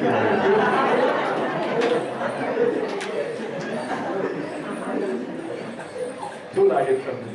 હું હવે નવો પ્રસ્તાવ મૂકું છું. સંસારના એક પણ માણસને શાસન સ્વીકાર્ય નથી. જોઈ લો તમારી અંદર, સંસારના એક પણ માણસને શાસન સ્વીકાર્ય નથી. કોઈ કોઈને દબડાવે, બીજાને કોઈને મંજૂર નથી. આ રૂમમાં કોઈને શાસન સ્વીકાર્ય છે કે તમને કોઈ હાકે? મિત્રો, પશુમાં ને આપણામાં ફરક છે. પશુને રોટલી આમ ફેંકીને નાખો, જોયા વગર નાખો, એ ખાઈ જ લેશે. આપણને તો રોટલી પણ જોઈએ અને સન્માનપૂર્વક રોટી જોઈએ. સોરી, પ્રત્યેક માણસને રોટી જોઈએ શરીર ચલાવવા, પણ સન્માન પણ જોઈએ. એટલે માણસને હાંકી શકાય નહીં, પશુને હાંકી શકાય. આપણા પશુમાં ફરક શું? ગાય હીટ હીટ હીટ કરે એટલે બધી ગાયો, એક ભરવાડ હોય ને તો 150-200 ગાયો ભેંસો ઘેટાઓને હાંકે. હાંકે કે ના હાંકે? જોતા જશો રોડ ઉપર, માણસને હાંકી શકાય, એકને ના હાંકી શકાય. 200-500 ની વાત એક બાજુ રહી. તમને એમ થાય કે એવા તો સંસારમાં બધા કરનારા કમાન્ડ કરતા હોય છે. ધ્યાન રાખજો, તમે નથી હાંકી રહ્યા. કે જે માણસ હંકાઈ રહ્યો છે એને પૈસાની ગરજ છે, અને પૈસાનો પાવર તમારા હાથમાં છે. એનું મોટિવેશન તમે નથી, પૈસા છે. પગાર મળે છે કે બોસની વાત માને, એટલે જે બોસ ના હોય એ દિવસે લાલી હોય, બોસ ના હોય એ દિવસે લાલી હોય. ઓફિસની અંદર થતી તમામ પ્રકારની ગેરરીતિઓ, ગોટાળાઓ, ચોરીઓ, એનું મુખ્ય કારણ આ છે. કોઈને કોઈનું શાસન સ્વીકાર્ય નથી. માણસને શાસિત કરી શકાય નહીં. ઓકે, પશુને શાસન સ્વીકાર છે. कुछ एक पशु शासन स्वीकार कर लेते हैं. डॉल्फिन की फिल्म बतावीશું તમને પછી. ડોલ્ફિન, કૂતરા આ બધાને ટ્રેન કરાવવામાં આવે છે. કઈ રીતે? કોઈ ભોજન આપે તો જ, જો પેલો અમુક કામ કરે તો. શોક આપે ઇલેક્ટ્રિકના કરંટ. એકદમ ક્રૂરતાપૂર્વક પશુઓ સાથે વ્યવહાર થાય, જેની વ્યવહાર ના કહેવાય, કાર્ય કહેવાય. પશુ ધીમે ધીમે ધીમે ધીમે એ લેવલે માનવા લાગે કે જો ખાવું હશે તો આમ કરવું પડશે. માનવાની પ્રવૃત્તિ થાય, કારણ કે પશુઓમાં જાણવાની પ્રવૃત્તિ થતી નથી. આપણને શો જોવાની બહુ મજા આવે, કારણ કે એવું એવા કર્તવ્યો પશુઓ કરે, પણ એ પશુઓ અત્યંત ક્રૂરતામાંથી પસાર થાય, અત્યંત ભૂખમરામાંથી પસાર થાય, પછી એવું કરે. સર્કસની અંદર એક રિંગ માસ્ટર એક સામટા 6-7 સિંહોને આમાં સોટીની મદદથી કંટ્રોલ કરતો હોય. ત્યારે એક સિંહની તાકાત એવા બધા 50 રિંગ માસ્ટર પાડી દેવાની છે. પણ કેમ? એ સોટી જે છે એને છેડે ઇલેક્ટ્રિકનો કરંટ આપવામાં આવ્યો હોય. એ વખતે ના હોય, એ વખતે શોમાં તો સાદી જ સોટી, પણ જ્યારે ટ્રેનિંગ ચાલતી હોય ત્યારે એ જ સોટીની અંદર ઇલેક્ટ્રિકનો કરંટ હોય. એટલે બિલકુલ સોટી બતાડતાની સાથે એને પેલું યાદ આવી જાય કે આમ કહીશ નહીં તો ઝાટકો લાગશે. व्यवस्था कोई भी मानो को किसी और का शासन स्वीकार्य नहीं, राइट? व्यवस्था स्वीकृत है. હવે જો શાસનમાં ચાણક્ય નીતિ એમ કે છે સામ દામ દંડ ભેદ. શાસન કરવા માટે સામ પટાવવું, દામ પૈસા આપીને પટાવવું, દંડ શિક્ષાનો ભય આપીને પટાવવું, ભેદ આટલું કર નહીં તો તારી વાત બધાને કહી દઈશ, રાઈટ? અહીંયા આવું કરે છે, ઘરે આવ્યા ઘરવાળી બધી વાત કરનાર. આ 4 રીતે બીજાની પર શાસન કરે બધા. વ્યવસ્થાની અંદર વિશ્વાસ, આ બધા ભેગા થઈને ફેંકે છે આકાશમાં, તો એ જનાર સ્વીકારે છે કેમ? એને વિશ્વાસ છે કે હું પાછી નીચે આવીશ ત્યારે મને ઝીલી લે. શાસનમાં હુકમ, વ્યવસ્થામાં સ્વયંસ્ફૂર્ત પોતાની અંદર કેવું કે બધા ભેગા મળીને નિર્ણય લે. શાસનમાં વર્તન તો નિયંત્રિત કરી શકાય પણ માન્યતા બદલી શકાય નહીં. વ્યવસ્થાની અંદર પોતાની માન્યતાઓથી જ નિયંત્રિત થાય. અને માન્યતાઓ ક્યાંથી આવે?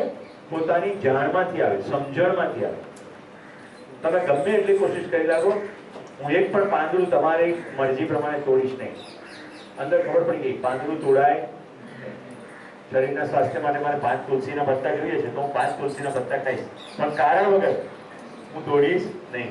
બધા છોકરીઓ ધ્યાન રાખજો, ભવિષ્યમાં કદાચ પ્રેમમાં પડો કે ઉઠો ભ્રમમાં, તો મહેરબાની કરીને લો ગાર્ડનમાં જઈને આમ ઘાસ બેઠા તોડતા નહીં. બાપા નહીં માનતા, બા નહીં માનતી, સાહેબ નહીં માનતો, બધા ફેમિલીઓનો આ પ્રોબ્લેમ છે. એ લોકો જે લોનમાં બેઠા હોય ને લોનની તો પથારી થઈ ગઈ, ખરું નહીં?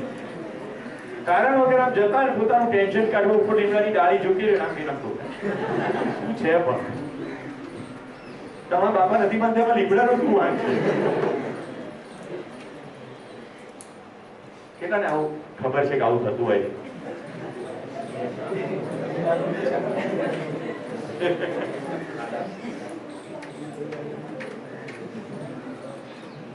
मान्यता, अपने को शरीर मानना. હું ધ્યાનવીને શરીર માનું એટલે હું એને કમાન્ડ કરું. હું કિશનને શરીર માનું એટલે કમાન્ડ કરું, કારણ કે હું પોતાને પશુ માનું. પશુ તો આંકી શકાય, એટલે હું બીજાને આંકવાની ચેષ્ટા કરું. તો મિત્રો, કરવાનું શું છે? જીવ ચેતનામાંથી માનવ ચેતનામાં રૂપાંતરણ. જ્યાં સુધી આપણે પોતાને પશુ માનીએ, શરીર માનીએ, ત્યાં સુધી વ્યવસ્થા શક્ય નથી.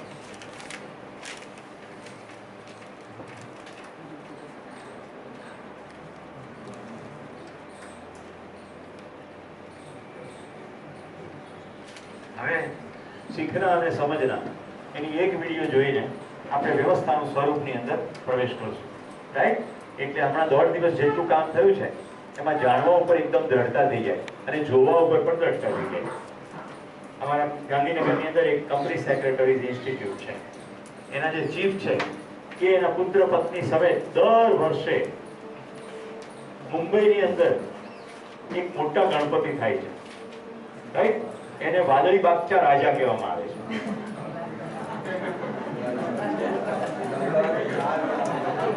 તરત તમારી અંદરનો અહમ કે છે હોતું હશે લાલ બાગચા રાજા, જાણે હું એમાં લૂંટી ગયું, કદાચ કઈ ફરક પડ્યો તો જોઈ લો लाल बागचा राजा. गणरायाचं आगमन झालेलं आहे. गणपती बाप्पाच्या भक्तीत सगळा देश तल्लीन झालाय. बाप्पाच्या दर्शनासाठी भाविक तासन तास रांगेत उभे राहत आहेत. मात्र हेच भाविक आपल्या देवाजवळ पोहोचल्यावर त्यांना नेमकी कशी वागणूक दिली जाते या दृश्यांमध्ये बघा. मुंबईतला प्रसिद्ध नवसाला पावणारा अशी ख्याती असणाऱ्या लालबागच्या राजाच्या दरबारातली ही दृश्य आहे. मंडळाचे कार्यकर्ते भाविकांसोबत गैरवर्तन करत असल्याचं दिसून आलंय. बघा, पहिला मंडळाचा कार्यकर्ता वागतोय. व्यवस्था ठेवताना त्यांना ना वयाचं भान झालेलं दिसतंय, ना महिलांप्रती कुठली काळजी दिसते. तास भाविक बाप्पाच्या दर्शनाला रांगेत उभे राहतात. मात्र प्रत्यक्षात दर्शनाची वेळ आल्यानंतर સમજણ પડે છે કહો મને. હવે સીધી મારે તમારી સમજણની વાત સાંભળવી. આટલું જોયા પછી તમને શું અંદર સમજાય છે કેજો બેન?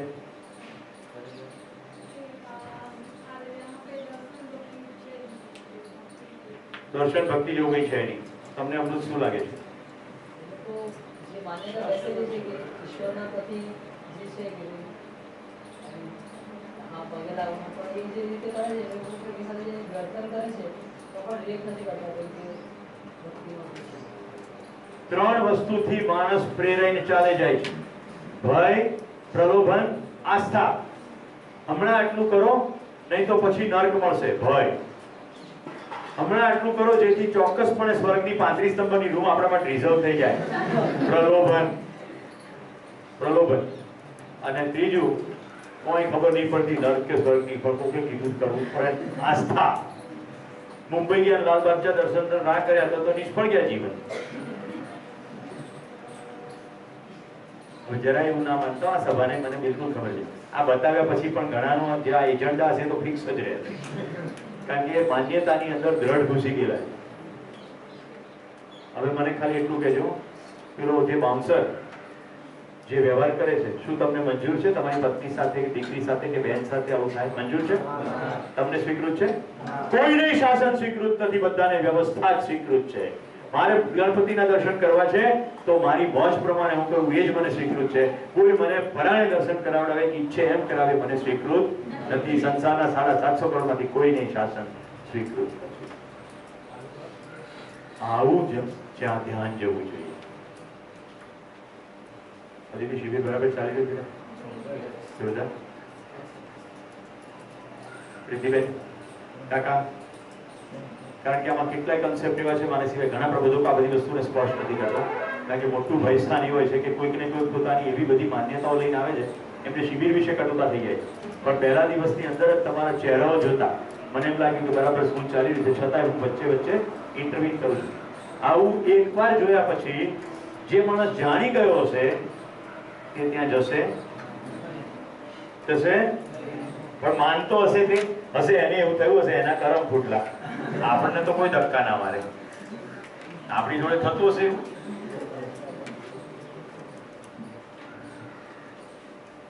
હમણાં મારે ગુવાહાટી આસામ જવાનું છે કે મેં ઘરે આવીને વળી શેર કર્યું કે હું કામાખ્યાના મંદિરે ગયો. મારા પત્ની ધારદાર આંખોથી કે તમે કામાખ્યાના મંદિરમાં?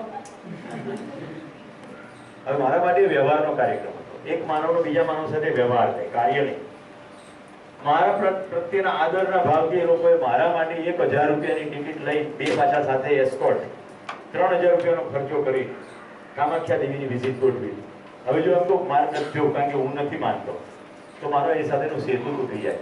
મને તો એની સાથે હું જઉં અને એ જે હું લાઈનમાં થોડુંક વાર પણ ઉભો રહીશ, ભલે વીઆઈપી તો વીઆઈપી દરમિયાનમાં બધી વાત થઈ શકશે અને સેતુ જોડાશે. અને એ સેતુ જોડવાનું કામ મેં વળતા વિમાનના પ્રવાસ સુધી પૂરું બનાવ્યું. Because we stand together, we flight together. સાથે અમે વિમાનમાં પણ સાથે હતા. મેં લાઈનમાં ઉભા હોય જોયું, એક ભાઈ આમ બકરી લઈ જતો, બરાબર. મેં પ્રતિક જઈને મારી ટિકિટ લીધી એટલે મેં કીધું આ તો મેં જોઈ રહ્યા છો બકરી જઈ છે. ગૂગલ કરીને આગલા દિવસે મેં બધું વાંચી લીધું કામાખ્યા મંદિરમાં શું થાય.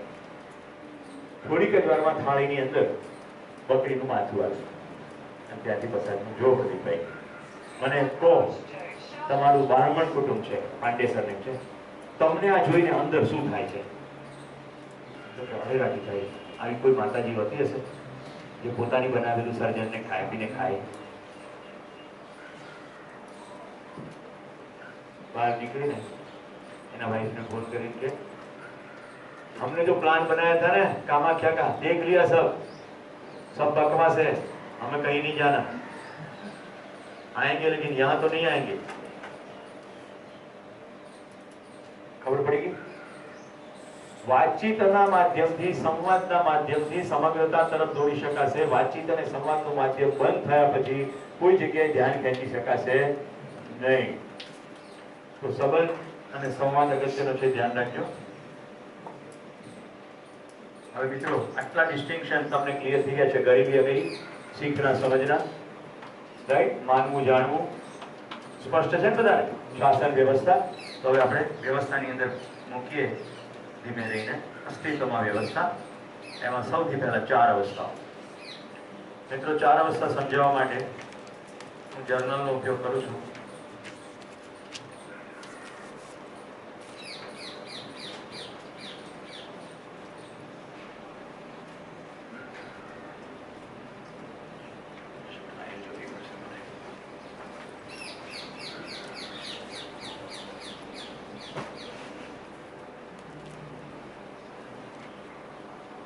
હવે બોર્ડ ઠીક છે?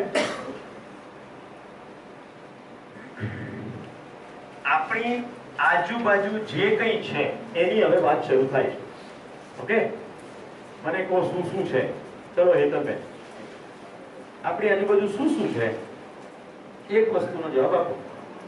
માણસો, એક તો માણસો છે, પશુ પક્ષીઓ છે. પ્રકૃતિ શબ્દ ના બોલશો, સીધે સીધું કો શું છે, કારણ કે આપણે પણ પ્રકૃતિનો ભાગ છીએ. બોલો રીનાબેન, આપણી આજુબાજુ પશુ પક્ષીઓ છે, માણસો છે, બીજું શું છે? બોલો વિનોદ કુમાર. વૃક્ષો છે. વૃક્ષો છે, વૃક્ષો છે, વૃક્ષો છે.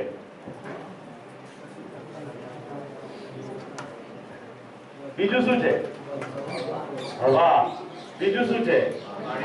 પાણી. આ ભાઈ કાઢે છે એટલે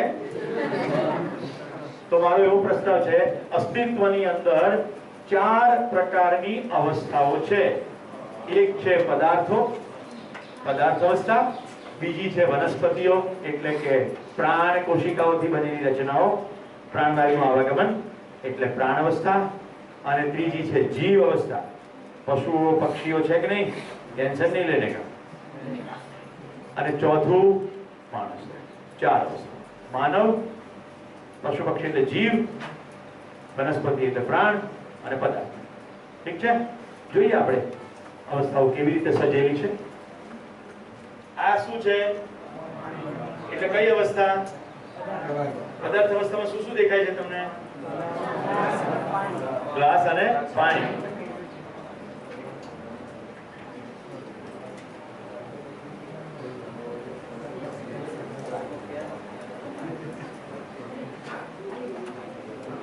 વંચાય છે પાછળ? શરૂ વંચાય છે આ? પદાર્થ અવસ્થા. વિનોદભાઈ તો વાંચવાની જરૂર નથી, એટલે નહીં વંચાતું હોય. પાછળ એ સોફા સેટ વાળા બધા વંચાય છે ને, એટલે અક્ષરોની સાઈઝ કરવાની ખબર પડે.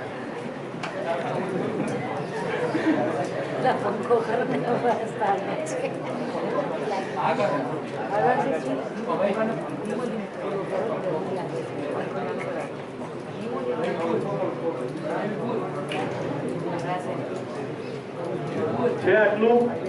બધા કોપી ના મારો, સમજવું જરૂરી છે. ઓકે, આ હું જે દોરું છું ને આ બધું સરસ મજાના ચાર્ટ રૂપે પણ ઉપલબ્ધ છે.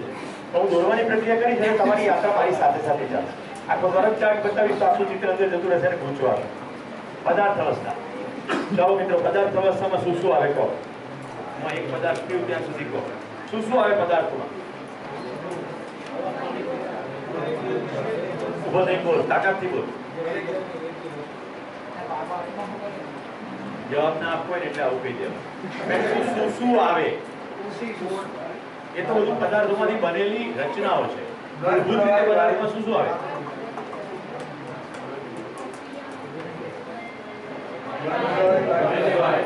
આ બેન કહે છે ઘન પ્રવાહી વાયુ. એ તો જે તે પદાર્થના સ્વરૂપો છે.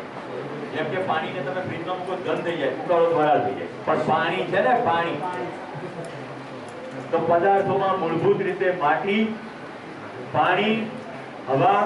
માટીની અંદર હજી ઊંડાણમાં જાઓ તો ધાતુ, મણી એટલે ડાયમંડ, રોક્સ, ખડકો. આ બેઝિક છે.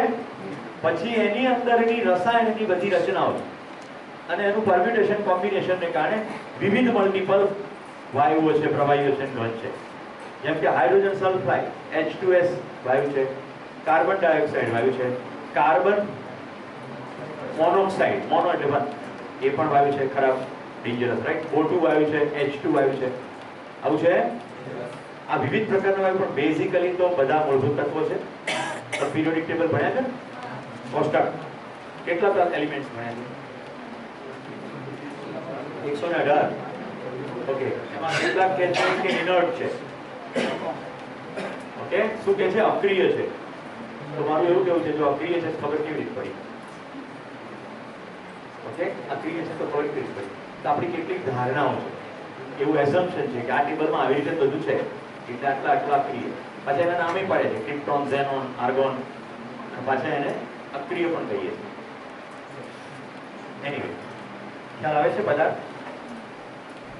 પદાર્થ સિવાય હવે વનસ્પતિ જગતમાં જોઈએ. પ્રાણ અવસ્થામાં શું શું છે? નાનામાં નાની પ્રાણ અવસ્થા કઈ છે? લીલ, વેરી ગુડ, ધવલ, પરફેક્ટ. લીલ, ફૂગ, પછી મોટા થતા જાઓ, મોટા થતા જાઓ. લીલ નાનું છે જેમાં ઓક્સિજન આવાગમન થાય છે એની વાત થઈ. પછી મોટું શું છે બીજું? જીવાણુ વિશે સવારના પોરમાં કેશુભાઈ આ બધા મેથીના ગોટા ખાઈને અહીંયા બેઠા છે. ખાધા કે નહીં? તો મેથી નથી દેખાતી? મેથીની ભાજી, તાંદોજાની ભાજી, પાલકની ભાજી. હજી થોડું મોટું કરો. વેંગણ અથવા તો રીંગણ બટાકાનું શાક. રીંગણ, ફુલાવર, આને વધારે ભાવતું લાગે છે. ફુલાવર, કોબી, બધા શાક બોલજો પણ મહેરબાની કરીને ટીંડોળાનું શાક ના બોલશો. દૂધીનો તો હલવો થશે પણ ટીંડોળાનું તો કંઈ નહીં થાય. એને નથી ભાવતું ને એટલે એવું શું. હજી વધારે પ્રાણાવસ્થામાં બીજું શું છે? હજી શાકમાંથી બહાર આવો નહીં તો રાજવી કહેશે વાત તો ખાવાની જ કરે.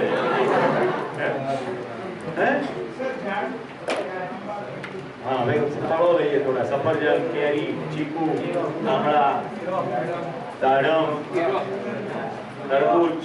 હજી એનાથી મોટી પ્રાણાવસ્થા આ બધા છોડને ચૂપ થયા. ઝાડ છે કે નહીં? વડ, કેપર, આંબો, લીમડો, ચીકુડી. ચીકુડી હો, ખરેખર ત્યાં લીંક નથી. ચીકુડી, જામફળી, આ બધા સ્ત્રીલિંગ. લીમડો બી હોય ને લીમડી બી હોય. અમારે એક મિત્રે પોપૈયા વાયા. એટલે પોપૈયાની અંદર ફ્રૂટ તો જ આવે, નર પોપૈયું, માદા પોપૈયું. તો બધું પોપૈયો તો પોપૈયી એમ નહીં કહેવાનું.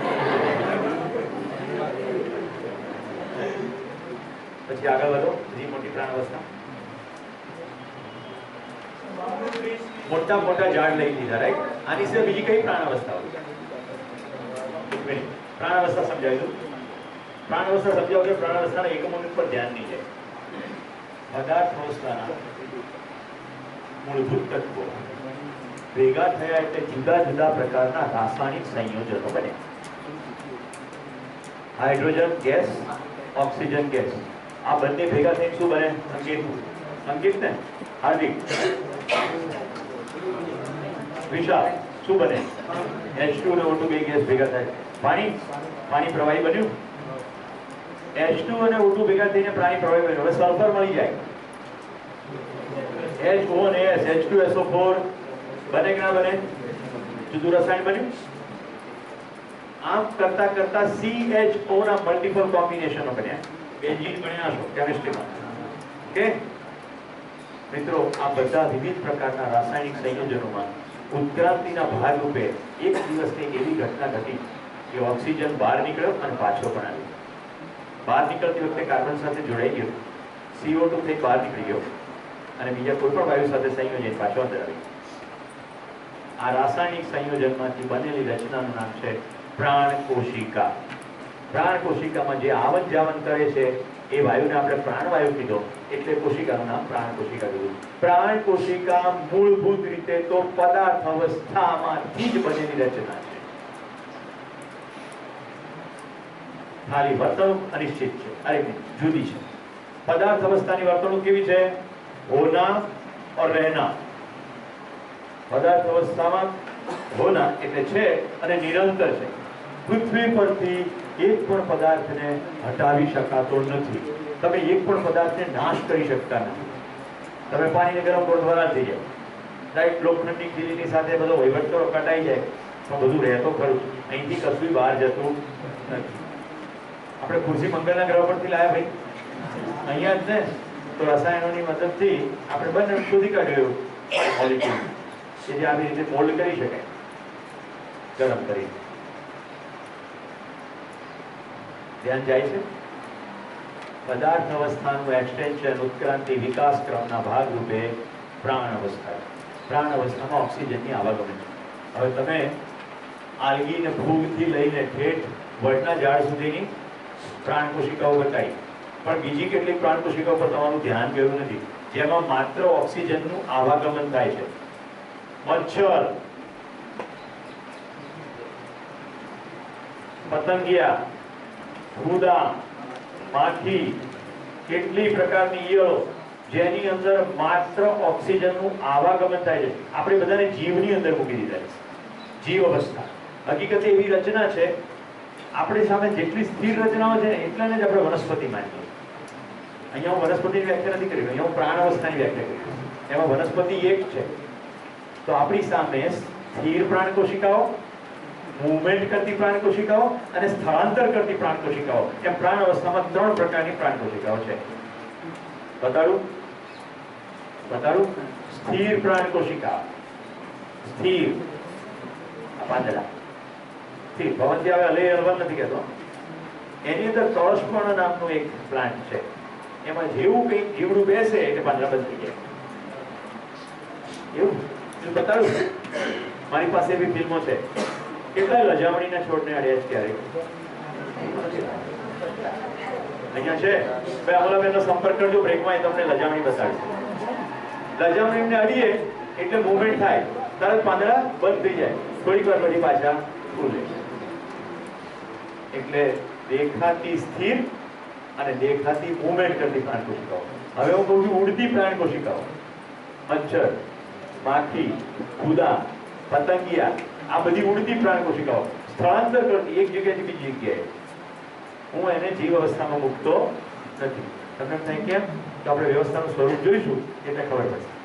કારણ કે આચરણની નિશ્ચિતતાની બધી વાત છે. પદાર્થનું આચરણ નિશ્ચિત, પ્રાણ અવસ્થાનું આચરણ નિશ્ચિત. હવે વિકાસના ભાગરૂપે આવી પ્રાણ કોશિકાઓ માંથી નાના નાના અંગ ઉપાંગો ધરાવતી પ્રાથમિક કક્ષાની પ્રાણ કોશિકાઓ વાળા શરીરો તૈયાર થયા. જેમ કે ઈયળ, તો એની અંદર પ્રાણ કોશિકાઓમાં આંખો પણ છે અને બહુ પ્રાથમિક કક્ષાનું પાચન તંત્ર પણ છે. સમગ્ર વ્યવસ્થાના ભાગરૂપે ઈયળ છે. ઈયળની અંદર આંખો પોતે વ્યવસ્થા છે પ્રાણ કોશિકાની, અને આખું ઈયળનું શરીર પણ પ્રાણ કોશિકાની વ્યવસ્થા છે. આટલું ધ્યાન જાય છે. એમ કરતા કરતા કરતા કરતા અંગ ઉપાંગો વિકસિત થતા જ ગયા. તો પેટે ઘસડીને ચાલતા જે પ્રાણીઓ દેખાય છે, એ જીવ અવસ્થાનો જે પ્રારંભ છે એની અંદર પ્રાણ કોશિકાઓથી બનેલા અંગ ઉપાંગો વાળી રચનાઓ અને સમગ્ર શરીર, જેમાં આપણું શરીર પણ આવી જાય. આપણું શરીર પ્રાણ કોશિકાનું જ બનેલું છે. આ ચામડી અહીંયા સ્થિર પ્રાણ કોશિકા છે. આ પોપચા પ્રાણ કોશિકાનો એવો સમૂહ છે જે સતત મૂવમેન્ટ કરી રહ્યો છે. ફેફસા મારી ઈચ્છા પ્રમાણે નહીં, ઓટોમેટિકલી એવી પ્રાણ કોશિકાનો સમૂહ છે જે સતત આકુંચન સંકુચન કરે છે. હૃદયમાં પણ આ જ થઈ રહ્યું. ફેફસાની અંદર ઓક્સિજનનું આવાગમન થઈ રહ્યું છે, હૃદય પમ્પિંગ કરી રહ્યું. તમારી ઈચ્છા પ્રમાણે કરે? હે? ત્યાં તો કુશાલ સામે આવે છે તો ધબકારા વધી જવા જોઈએ, અથવા હવે તો ગયો એટલે શાંત થઈ જવાય. એવું થાય કે રાજુ ચીકી લઈને આવેલો છે, ચીકીનો સમાચાર માત્રથી રાજુને જોવા માત્રથી ધબકારા વધી જાય. આવું થતું નથી. હા, તમે ભય અનુભવતા હો, કોઈ આવેશમાં હો, ત્યારે બાજુ દીધી. અધરવાઇઝ પ્રાણ કોશિકાઓ પોતે વ્યવસ્થા છે અને સમગ્ર વ્યવસ્થાની ભાગીદારી.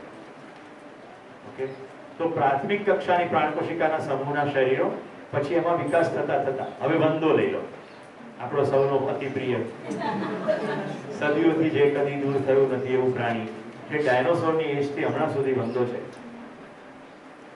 મિત્રો, મને હંમેશા એક આશ્ચર્ય થયા કરું જીવન વિદ્યામાં કે આટલી અદ્ભુત જે વ્યવસ્થા છે, તો ક્યાંય એવું જીવ નથી, જીવડું કે એવી પ્રાણ કોશિકા કે જે ઓક્સિજન ઉપર પણ ડિપેન્ડન્ટ ના હોય. હવે જો ઓક્સિજન ઉપર ડિપેન્ડન્ટ ના હોય તો પ્રાણ કોશિકા કહેવાય જ નહીં, કારણ કે પ્રાણ અવસ્થાની કઈ નથી, પ્રાણનું આવાગમન થવું જોઈએ. ઓકે, તમે કહો પણ પદાર્થ અવસ્થામાં તો કોઈ મૂવમેન્ટ નથી, તો પદાર્થ અવસ્થામાં તો ડગલો મૂવમેન્ટ છે. કેટલા લોકોને ખબર છે વચ્ચે પ્રોટોન હોય, ઇલેક્ટ્રોન ફરે તે ગોળ ગોળ ફરે, મૂવમેન્ટ છે, સ્થિર મૂવમેન્ટ છે. પ્રાણ નથી પણ મૂવમેન્ટ તો છે. તો જેટલી મૂવમેન્ટો થઈ રહી છે મૂવમેન્ટ ઉપર આપણું ધ્યાન જવું જોઈએ. તો ટાર્ડીગ્રાસ નામનું એક ક્રિએચર છે જે સ્પેસની અંદર 7 દિવસ સુધી જીવી શકે છે. ઇમેજિન. માછલી પણ પ્રાણ કોશિકાની જ ઇકાઈ છે, એમાં પણ ઓક્સિજનનું આવાગમન થાય છે. ખ્યાલ આવે છે કેવી રીતે માછલીમાં ઓક્સિજનનું આવાગમન થાય છે? પાણી અંદર લે છે ફિન્સની મારફતે અને પાણી પ્રોસેસ કરી નાખે છે, પાણી કાઢી નાખે છે બહાર, એની અંદર ઓક્સિજન એબ્સોર્બ કરી લે છે. કેટલા ને ખબર છે કે દેડકા ઘણા બધા સમય સુધી પાણીની અંદર શ્વાસ રોકે છે અને પછી બહાર આવે શ્વાસ લેવા, રાઈટ? તો 7 દિવસ સુધી ટાર્ડીગ્રાસ નામનું અત્યંત નાનું, જેને સૂક્ષ્મદર્શક કાચથી જોવું પડે, તમારી ઈચ્છા છે તો હું તમને એનું ફિલ્મ બતાડું. ટાર્ડીગ્રાસ સ્પેસની અંદર વિધાઉટ ઓક્સિજન 7 દિવસ સુધી જીવી શકે, મતલબ કે ઓક્સિજન કન્ઝર્વ કરવાની વ્યવસ્થા છે. Is it clear? હવે આવીએ છીએ જીવ અવસ્થામાં. કિડની, લીવર, ફેફસા વગેરે પ્રાણ કોશિકાઓના અંગ ઉપાંગો અને સંપૂર્ણ વિકસિત શરીર. પેટે ઘસરતા, દોડતા, ભાગતા, ઉડતા, કૂદતા વિવિધ પ્રકારના જીવ શરીરો. બરાબર? એની અંદર પણ વિકાસક્રમ. કેવો વિકાસ? સાવ સામાન્ય મસ્તિષ્ક, કદાચ અમોલાબેન કહેશે રેપ્ટેલિયન બ્રેન, હજી વિકાસ થતા થતા નિયો રેપ્ટેલિયન બ્રેન, પછી હજી વિકાસ થતા થતા મમેલિયન બ્રેન. એવો બ્રેનનો વિકાસ મગરને પાળી શકાય નહીં. રેપ્ટેલિયન બ્રેન મગરને ના પાળી શકાય, ઉંદરડો પાળી શકાય, ખાસ પ્રકારના ગિનીપિગ પાળતા પણ હોય. તો જીવ અવસ્થા હું એને કહું છું જે શરીરોને માનવીય સંકેતો ગ્રહણ કરતા આવડે છે, જેને પાળી શકાય અને તાલીમ આપી શકાય એવા શરીરો જે ચલાવે છે તે જીવ અવસ્થા. બોલો, કોને કોને પાળી શકાશે? કૂતરો, ગાય, ભેંસ, ઘોડો, બિલાડી, ભૂંડ.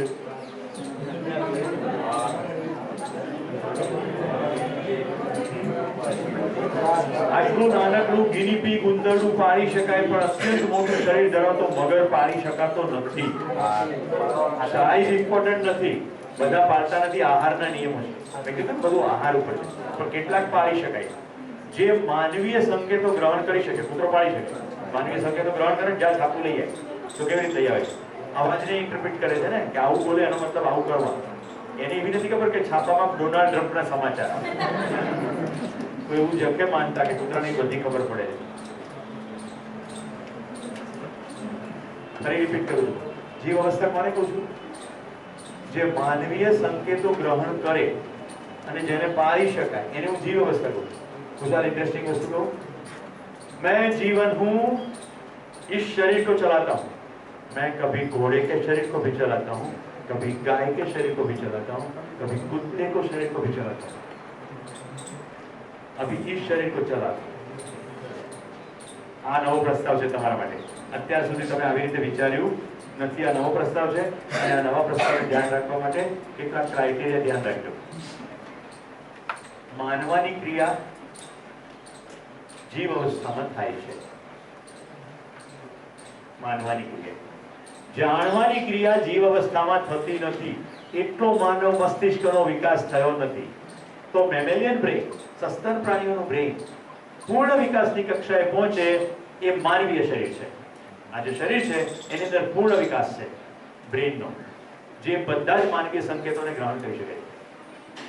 એટલે આ શરીર છે તો પશુ જેવું, પણ હું શરીર નથી, આ શરીરને ચલાવું છું. ઘોડાનું શરીર અને મારું શરીર ટેકનિકલી સેમ છે. મેમલ, સસ્તન, દૂધની ગ્રંથિઓ છે કે સ્તન છે, બચ્ચાને જન્મ આપે છે અને પ્રારંભિક ઉછેરમાં માનું દૂધ બચ્ચું પીવે છે અને પછી ખોરાક ખાતું થાય છે. ત્યાં સુધી માં એના બચ્ચાને ઉછેરે. આવું છે કે નહીં?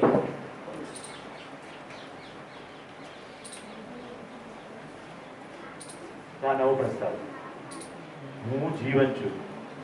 અત્યારે માનવનું શરીર ચલાવું છું, પણ બીજા પણ બધા શરીરો ચલાવી શકે.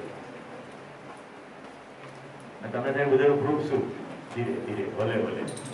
બધી જ વસ્તુ તર્કબદ્ધ મૂકવામાં આવશે, કારણ કે કન્વિન્સ કરવાનો પ્રયત્ન નથી ને, પ્રસ્તાવ છે બધા. તો ચાલો જોઈએ હવે સૌથી પહેલા અહીંયા જે ચાલી રહી છે લીલા. પદાર્થ અવસ્થાની અંદર અણુ પરમાણુઓની જે રચના છે એમાંથી પછી પ્રાણ અવસ્થાની રચના બની, એ આપણે જોયું.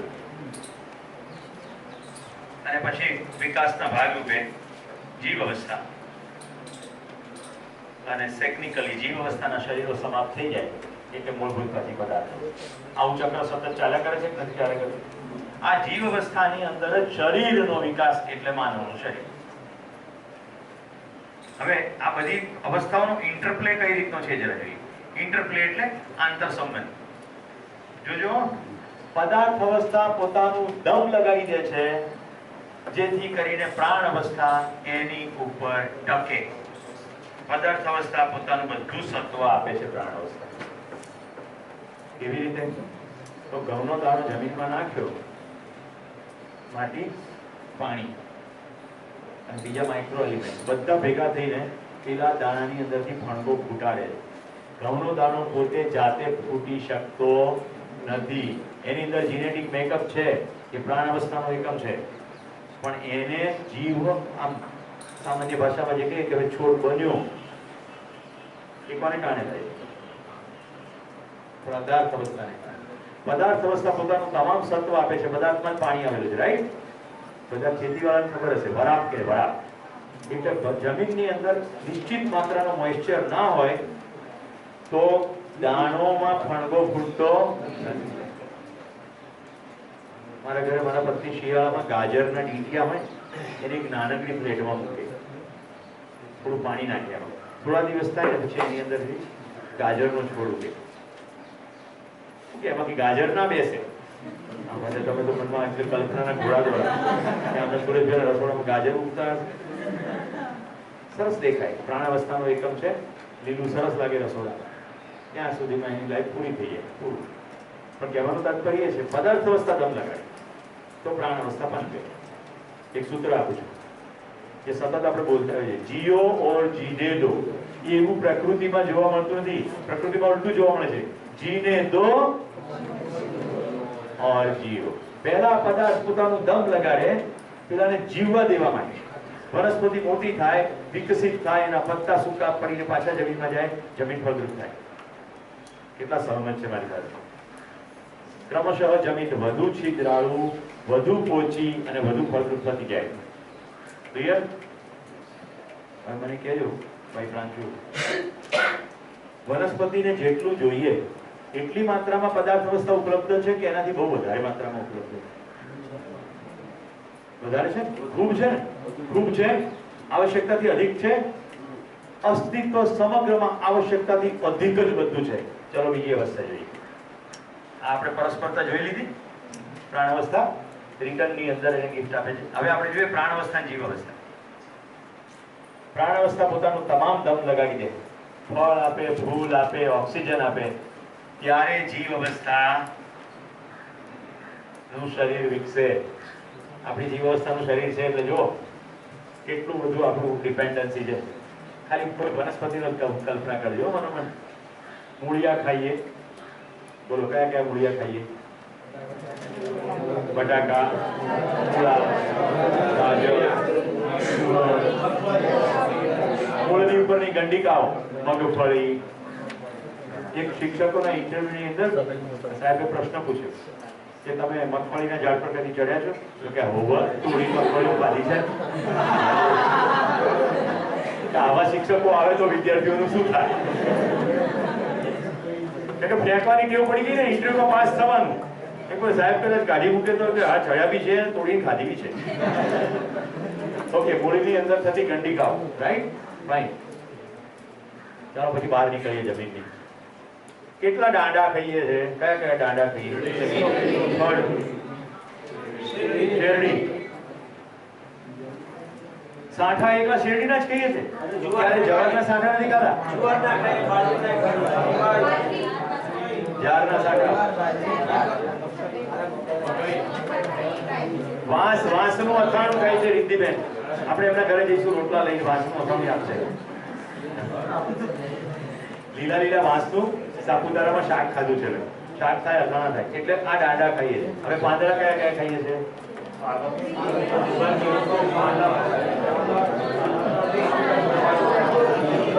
ભાત તો ખાવાની વાતમાં તો અત્યંત નિપુણ છીએ. પછી કયા કયા ફૂલો ખાઈએ છીએ?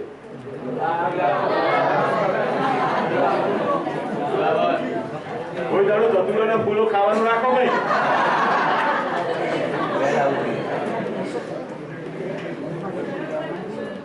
સરાગવાના ફૂલનું શાક થાય છે.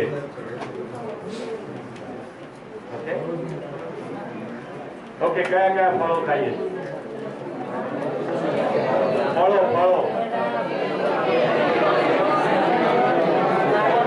કેરીને બહુ વાર છે. અત્યારે જે આવતા હોય ફળની વાત કરવાની અસરી નથી આવ્યો ભાઈ.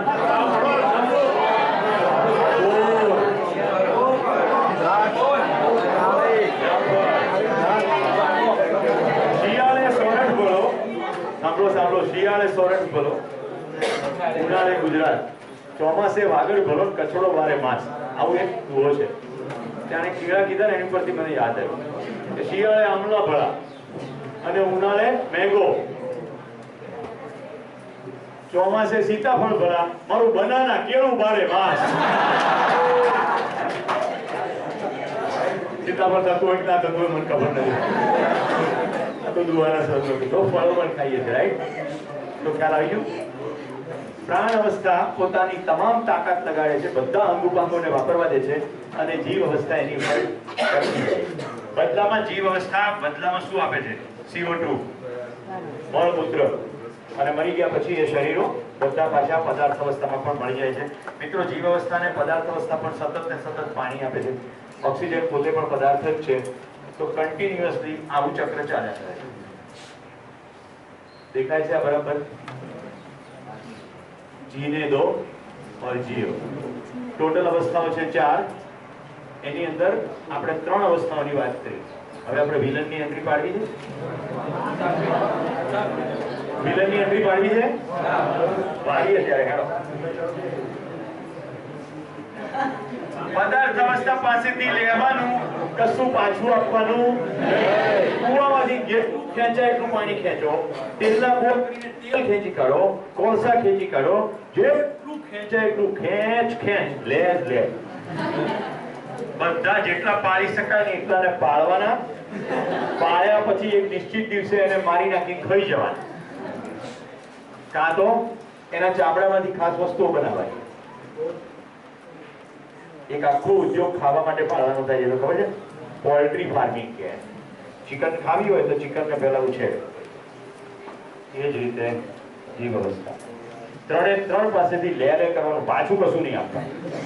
જો પાછું આપવાનું કોઈ રીતે નથી. મેં રંગ એટલા માટે કર્યો. તમે કહો ના કંઈક તો ઉદાહરણ આપો. તો આપણે નીચેનું ફ્યુલ, અશ્મિજન્ય જેટલું ફ્યુલ છે, ફોસિલ ફ્યુલ, એ લગભગ ખતમ કરવાના આરે છીએ. એવું માનવામાં આવે છે કે લગભગ 2035 સાલ સુધીમાં, આવનારા 15-17 વર્ષની અંદર બધું અશ્મિજન્ય બળતણ ખતમ થઈ જશે. એટલે હવે નીચેથી પેટ્રોલ કે ડીઝલ નીકળશે નહીં, કારણ કે બધું આપણે વાપરી ચૂક્યા હોય. એટલે પાછું કશું આપ્યું નહીં, રાઈટ? પાણીનો એટલી મોટી સમસ્યા ઊભી થશે, ઓલરેડી શરૂ થઈ જ ગઈ પીવાના પાણી, કે હવે પછીનું યુદ્ધ પાણી માટે લડાશે.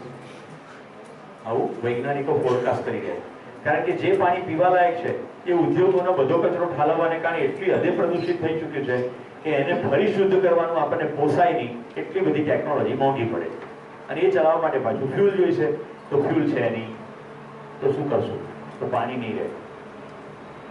મેં તો ચિત્તાને મારી નાખ્યો. એવા તો એટલા અસંખ્ય પ્રાણીઓને આપણે મારી નાખ્યા છે જેને પહેલા આપણે ઓળખતા બી નહોતા, એટલે રેકર્ડમાં પણ નથી. જે જોયા હતા, નોંધ્યા હતા, એ હવે નથી, એટલે ખબર પડે. મિત્રો, ચકલીની ખાલી વાત કરું છું, ધ્યાનથી સાંભળજો. ચાઇના સરકારે ભારત સરકાર પાસે ચકલી માંગી કે અમને થોડી ચકલીઓ આપો. એની આખી ઘટના આંખ ખોલનારી ઘટના છે. ચીનના ભારત તરફના એક પ્રાંતમાં ત્યાંની લોકલ ગવર્મેન્ટે એવું ડિક્લેર કર્યું કે ખેડૂતોનું પ્રતિનિધિ મંડળ એવું કહે છે કે અનાજ પાકે તો બહુ છે, વસ્તી પણ ખૂબ છે ખવડાવવા માટે, પણ બધી ચકલીઓ દાણા ખાઈ જાય છે, એટલે ચકલીઓ મારવી અનિવાર્ય. એટલે સરકારે સ્કીમ કાઢી કે એક ચકલી મારે 10 રૂપિયા લઈ જાઓ, એક ચકલી મારો 10 રૂપિયા લઈ જાઓ. એટલે માસ સ્કેલ ઉપર ચકલીઓ એ પ્રાંતમાંથી મારી નાખવામાં આવી. જેણે સલાહ આપી હતી એને આંકડા બતાડ્યા. જોયું, ચકલીઓ મરી ગયા પછી ઉત્પાદન વધ્યું. પહેલા વર્ષે ઉત્પાદન વધ્યું, બીજા વર્ષે હજી વધ્યું, ત્રીજા વર્ષે હાઈએસ્ટ ઉત્પાદન થયું, બધે સેલિબ્રેશન થઈ ગયું. સરકારે એક્સ્ટ્રાઓર્ડિનરી સ્કીમ બહાર પાડી, એક કોઈ ચકલી બચવી ના જોઈએ. તો હવે એક ચકલી આવે તો 1000 રૂપિયા, એટલે સમગ્ર ચકલીનો નાશ કરી નાખવામાં આવે. ચોથા વર્ષે ઉત્પાદન ડ્રાસ્ટિકલી, ચકલીઓ હતી ત્યારે હતું એનાથી 10% થઈ ગયું ચોથા વર્ષે, ખટાક કરતું. પાંચમા કે છઠ્ઠા વર્ષે દુકાળ પડ્યો અને સરકારની આંખ ઉઘડી કે થયું શું? ચકલીઓ દાણા તો ખાતી હતી, પણ ચકલી ઓમનીવરસ છે, ફૂદા પણ ખાય, અમુક જીવડા પણ ખાય. ચકલીઓ દાણાની સાથે સાથે બીજી જે જીવાત ખાતી હતી એ જીવાતને ખાનાર ચકલીઓ હવે રહી નહીં, એટલે જીવાતે દાણા ખાવાનું ચાલુ કરી દીધું અને એટલી મોટા પાયે જીવાત થઈ ગઈ કે બધું અનાજ ખતમ થવા. આ ઘટનાને કારણે ચકલીઓ માંગી. આપણે ત્યાં ઉપર કેટલાક ગુઠ્ઠાઓ બેઠા છે, તૈયાર જ થઈ ગયા, પણ થોડાક પર્યાવરણવાદીઓએ વિરોધ કર્યો કે આપણે પણ ચકલીઓ નથી. આમાં કેશુભાઈ મારી સાથે સહમત થશે, કદાચ કાકા પણ સહમત થશે. કારણ કે મારી બાલ્યાવસ્થામાં મેં જે જોયું છે એ દ્રશ્યો તમે ઘણા વર્ષો જોયા છે. ફોટાની પાછળ ચકલીઓ માળા બાંધતી, આખી ઉનાળાની બપોર મેં વેકેશનમાં ચકલીઓને ચકચક કરતી, માળા બાંધતી, નીચે માળાના તણખમાં પાડતી. અને ક્યારેક જો કશું પડી ગયું હોય, ઈંડું પડી ગયું હોય, ફૂટી ગયું હોય તો ઘરમાં શોક જેવું વાતાવરણ થઈ જતું. બચ્ચું પડી ગયું હોય તો કાળજીપૂર્વક ઉપર મૂકવામાં આવતું.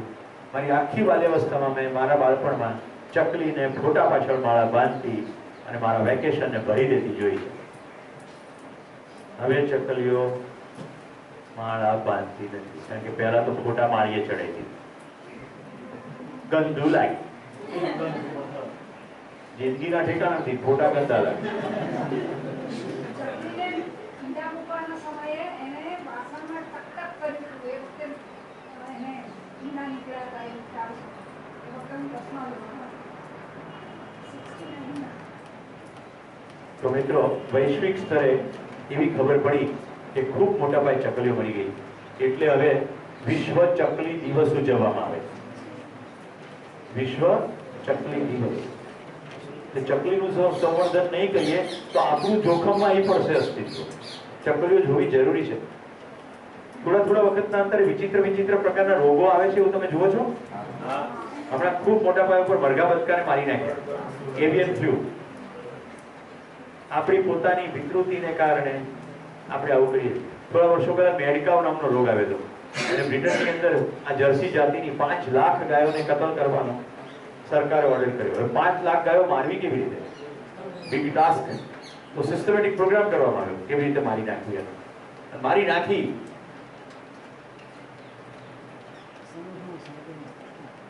ખ્યાલ આવે છે શું થઈ રહ્યું છે? અચ્છા લગના અચ્છા હોના નહીં હૈ. મિત્રો, ચામડાનો પટ્ટો ખરીદો ત્યારે ધ્યાન રાખો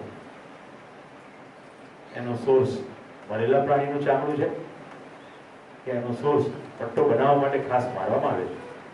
પર રૂવાદાર જે કોટ્સ આવે છે ને, એ રૂવાદાર કોટ બનાવવા માટે પ્રાણી જીવતું હોય ત્યારે એની આખી ખાલ ઉતારી નાખવામાં આવે છે. કારણ કે મર્યા પછી એની ખાલ ઉતારીએ તો રૂવા એવા નથી રહેતા જેવા હોવા જોઈએ. હું એન્જિનિયરિંગમાં ભણતો ત્યારે એક સંસ્થાનો સભ્ય થયો હતો, બ્યુટી વિધાઉટ ક્રુઅલ્ટી. એમાં એટલા રિપોર્ટ વાંચી રૂવાડા બેઠા થઈ જાય. આટલી બધી ક્રૂરતા. મારી પાસે એક એવો વિડીયો છે, એ જોયા પછી તમે જમી ના શકો. એટલી હદે ક્રૂરતા ગાયની સાથે કરવામાં આવે છે. ચામડાની કુમાશ, ચામડાની એક ખાસ પ્રકારનું સ્ટ્રક્ચર મેળવવા માટે ગાયને જીવતી હોય ને મારવામાં આવે તો એ મારવાની આખી પ્રક્રિયા અત્યંત પીડાદાયક છે. તરત જ મારી નાખવામાં આવે, અત્યંત તરફડ એવી રીતે મારવામાં આવે. એટલે એની અંદર જે ભય થાય, આપણી અંદર ભય થાય તો રૂવાડા બેઠા થઈ જાય એવો ખ્યાલ છે બધાને. ચામડીની અંદર સ્ટ્રક્ચર બદલાય છે, સાયકોસોમેટિક રિસ્પોન્સ કહે એને. ગાયની સાથે ક્રૂરતા આચરવામાં આવે ત્યારે ગાયમાં પણ એક્ઝેક્ટ આવું થાય, એટલે ચામડીનું સ્ટ્રક્ચર બદલાઈ જાય અને એટલી ક્રૂરતાપૂર્વક એને મારીને ચામડું ઉતારવામાં આવે છે. વાછરડાને જન્મતાની સાથે જ જેવું એના માના પેટમાંથી બહાર આવે એટલે તરત જ ચામડું ઉતારવાનું શરૂ થાય. તો બજારમાંથી જ્યારે પ્રોડક્ટ ખરીદીએ છીએ ત્યારે આપણને બધું સારું લાગે. અચ્છા લગ્ન અચ્છા હોના નહીં, સોર્સ જાણવો પડશે.